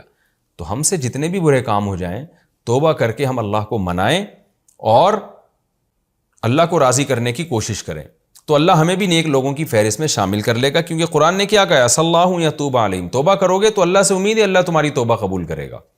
تو امید کا مطلب میں نے بار بار بتایا یہاں یقین ہی کے معنی میں ہوتا ہے، تو اللہ ہمیں بھی ان لوگوں میں شامل کر لے گا۔ تو اس میں ہمارے لیے بڑی ایک امید کی بات ہے۔ ایک اور علمی نکتے کی بات کیا پتہ چلتی ہے؟ صدقۃ تطہرہم، پتہ چلا اگر آپ سے کوئی غلطی ہو جائے، آپ توبہ کریں تو توبہ بھی کریں اور کچھ صدقہ بھی دیا کریں۔ صدقے سے اللہ کا غضب کم ہوتا ہے، صدقے سے اس گناہ کے جو سائیڈ ایفیکٹ ہیں اس کے بھی ختم ہونے کا پورا امکان ہوتا ہے۔ تو اس لیے اس رکوع میں ہمیں یہ بھی پتہ چلتا ہے۔ اور اس میں ایک اور اہم نکتے کی بات پتہ چلتی ہے کہ اللہ تعالیٰ نے 3 صحابہ کی جو توبہ قبول کی تو فوراً اعلان نہیں کیا، بلکہ کیا کہا؟ مرجون لامر اللہ اما یعذبہم و اما یتوب علیہم، کہ ان میں چند کو مہلت دی جا رہی ہے، اللہ فیصلہ کرے گا کہ عذاب دینا ہے یا توبہ قبول کرنی ہے۔ حالانکہ اللہ نے تو فیصلہ کرنا تھا توبہ ہی قبول ہی کرنی ہے، کیونکہ اللہ کا وعدہ ہے توبہ اللہ قبول کرتا ہے، لیکن ان کو اناؤنس کیوں نہیں کیا جا رہا؟ اس میں تربیت کا ایک عنصر ہے۔ تو اس میں یہ ہمیں سبق ملتا ہے کہ اپنے ماتحتوں کی غلطی پر اگر وہ سوری کرتے ہیں تو ہمیشہ فوراً معاف نہیں کرنا چاہیے۔ بعض دفعہ اگر آپ کو یہ خطرہ ہے کہ میں نے فوراً معاف کر دیا نا تو یہ دوبارہ یہ غلطی کرے گا، تو تھوڑا سا اس کو ڈیلے بھی کر سکتے ہیں، تھوڑا سا آپ ناراض ہو سکتے ہیں، روٹ سکتے ہیں، تاکہ اس کی تربیت ہو۔ تو یہ تربیت کا بھی ہمیں ان آیتوں سے پتہ چلتا ہے کہ اگرچہ آپ کے دل میں یہ ہو کہ میں اس کو سزا نہیں دوں گا، لیکن بچوں کی تربیت کے لیے، ماتحتوں کی تربیت کے لیے تھوڑا ناراض ہو جانا، روٹھ جانا، تھوڑی سی سزا دے دینا، تاکہ ان کو ان کے دل میں اس برائی بیٹھ جائے کہ یہ بہت برا کام ہم نے کیا۔ اگر آپ کوئی غلطی کرے اور معافی مانگے، فوراً معاف کر دیں، تو ہو سکتا ہے اس کے دل میں اس غلطی کی برائی ختم ہو جائے، وہ سمجھے یہ تو ہلکا پھلکا کام ہے، جب کرو معافی مانگو تو معاف ہو جاتا ہے۔ تو ہمیں یہ بھی ایک اس سے سبق ملتا ہے۔ اور ایک اہم ترین سبق، والذین اتخذوا مسجدا ضرارا، منافقین نے مسجد بنائی نقصان پہنچانے کے لیے۔ بہت اہم سبق یہ ملتا ہے کہ بعض کام بہت اچھے لگتے ہیں دیکھنے میں، لیکن اس کے پیچھے جذبہ اچھا نہیں ہوتا، مذہب کے نام پہ بھی تخریب کاری ہوتی۔ جیسے منافق سینما گھر بنا کے اسلام کے خلاف نہیں چل رہے تھے، مسجد بنا کے اسلام کی مخالفت کر رہے تھے۔ تو آج بھی ایسے لوگ آپ کو صفوں میں ملیں گے جو لیبل مذہب کا لگاتے ہیں، باتیں بڑی اچھی کر رہے ہوتے ہیں، کام ان کا تخریب کاری، فرقہ واریت پھیلانا، لالچ، ہوس، یہ سب چیزیں ان کا مقصد ہوتا ہے۔ اور بعض دفعہ مسجد بھی اسی نیت سے بنائی جاتی ہے، اسلام کا مقصد پیش نظر نہیں ہوتا، اپنے فرقے کو پروموٹ کرنا، دوسرے کو دبانا۔ آپ نے دیکھا ہوگا ایک مسجد بنی ہوئی ہوتی ہے، نمازی آ رہے ہیں، فوراً اس کے تھوڑے سے فاصلے پر ہی ایک دوسری مسجد بنا دی جاتی ہے۔ بھائی یہاں ضرورت نہیں ہے دوسری مسجد بنانے کی، یا سارے نمازی یہاں آ رہے ہیں، محلے والوں کے لیے کافی ہے، اس سے خام میں نمازی کٹ جائیں گے بلا وجہ، یا تو ضرورت ہوتی تو ایک بات بھی ہے، تو خام میں بنا دی جاتی ہے۔ تو اب اس پہ پھر وہ کہتے ہیں مسجد، تو اس سے پتہ چلتا ہے بنانے والے کی نیت ٹھیک نہیں ہے۔ اگر نیت نماز پڑھوانا ہوتی تو اس کے لیے محلے میں یہ مسجد کافی ہے۔ ہاں یہ ضرور ہے کہ آپ ایسا نہ ہو کہ کوئی مسجد قریب میں بنا لے تو مسجد ضرار کہہ کے آپ اس کو گرا دیں، آپ کو شرعاً اس کی اجازت نہیں ہے، کیونکہ ہمیں 100% نہیں پتا کہ اس کی نیت کیا تھی۔ یہاں تو اللہ نے بتا دیا کہ ایک تو منافق ویسے ہی کافر، اور بتا دیا کہ یہ مسجد نہیں تو ضرار ہے، لیکن ہمیں چونکہ ہم ظاہر کے مکلف ہیں تو مسجد جب بن جائے گی گرائے تو نہیں جائے گا اس کو۔ لیکن ان آیتوں سے اتنا بہرحال ہمیں پتہ چلتا ہے کہ بعض دفعہ لیبل دین کا، مذہب کا لگایا جاتا ہے اور کام تخریب کاری ہوتا ہے۔ میں نے ایسا دیکھا، ایک دفعہ گلشن اقبال میں تھا تو میں نے وہاں دیکھا کہ ایک جگہ ہے، لوگوں کی گزرگاہ ہے، لوگ فلیٹ سے نکلتے ہیں، مین گیٹ کی طرف جاتے ہیں، وہاں ایک صاحب نے کیا کیا، تھوڑا سا تمبو لگا کے مسجد بنا دی اور بلاک لا کے نا سیمنٹ کے کھڑے کر دی، اذان، مائک، نمازیں شروع ہو گئیں وہاں پہ۔ محلے والوں کو اس قدر تکلیف ہو رہی، چلنا پھرنا دشوار، لیکن وہ صاحب تقریریں کرتے تھے، اللہ کا گھر ہے، چندہ دو اور مسجد بنائی ہے ہم نے۔ تو مجھے یہ آیتیں یاد آتی تھیں کہ دیکھو اس کا مقصد اگر اللہ کی رضا ہوتا نا تو یہ لوگوں کی تکلیف کا ذریعہ نہ بنتا، لوگوں کے دروازوں کے سامنے مسجد نہ بناتا۔ اس کا مقصد ہے چندہ کرنا، مسجد ہوگی تو چندہ بہت آئے گا۔ تو بک رہی ہوتی ہیں آج بہت سے چندہ خور، کیا کر رہے ہیں، مسجدیں خرید رہے ہیں، کیونکہ مسجد خریدیں گے 5 لاکھ میں، 10 لاکھ میں، 15 لاکھ میں، 5 کروڑ میں مسجد خریدی، اس کے بعد پھر ان کو پتہ ہے کہ اب مسجد کے نام پہ چندہ، ایسے فراڈ ہو رہے ہیں۔ مسجد خریدی یا کروڑوں روپے لگا کے مسجد بنائی، اور مقصد کیا ہوتا ہے کہ جب میں یہاں آؤں گا تو چندہ بھی ہوگا تو آدھا خود رکھوں گا، آدھا مسجد پہ لگاؤں گا۔ تو یہ سارے کام اس دور میں بھی ہو رہے ہیں بھرپور طریقے سے، مدرسے کے نام پہ بھی ہو رہے ہیں، یتیم خانوں کے نام پہ بھی ہو رہے ہیں۔ آپ نے دیکھو کتنے سیاستدان ٹرسٹ بناتے ہیں بلیک منی کو وائٹ کرنے کے لیے، ہوتا تو وہ ٹرسٹ ہے، سارے اس کے آداب اور اصول ٹرسٹ والے ہوتے ہیں، لیکن پیچھے نیت کیا ہوتی ہے، بلیک منی کو وائٹ کرنا۔ تو یہ ساری بدماشیاں آج بھی ہو رہی ہیں، تبھی قرآن نے منافقین کے اس عمل کو بڑے اہتمام سے بیان کیا۔ تو ہمیں اس میں ہوشیار رہنا چاہیے، صرف مسجد کا یا مدرسے کا لیبل نہیں دیکھنا چاہیے، دیکھنا چاہیے کہ اس کا بنانے والا واقعی کیا مذہب کے ساتھ مخلص بھی ہے۔ ایسا تو نہیں ہے کہ اپنے چندوں کے لیے بنا دیا اس نے، یا بے روزگار ہو، کہیں سے کھانے کا انتظام نہیں ہو رہا تو اس نیت سے بنا دیا۔ تو یہ سب چیزیں ہمیں دیکھ کے تعاون کرنا چاہیے، صرف مسجد یا مدرسے کا لیبل دیکھتے ہی آپ چندے پھینکنا شروع کر دیں، یہ طریقہ مناسب نہیں ہے۔ یہ ہمارا رکوع الحمدللہ کمپلیٹ ہو گیا۔ اس کے بعد انشاءاللہ ہم اگلے ایپیسوڈ میں سورہ توبہ کا رکوع نمبر 14 اور 11ویں پارے کا رکوع نمبر 3 انشاءاللہ ہم شروع کریں گے۔ اللہ ہمیں سمجھنے کی، عمل کی توفیق عطا فرمائے۔ وما علینا الا البلاغ۔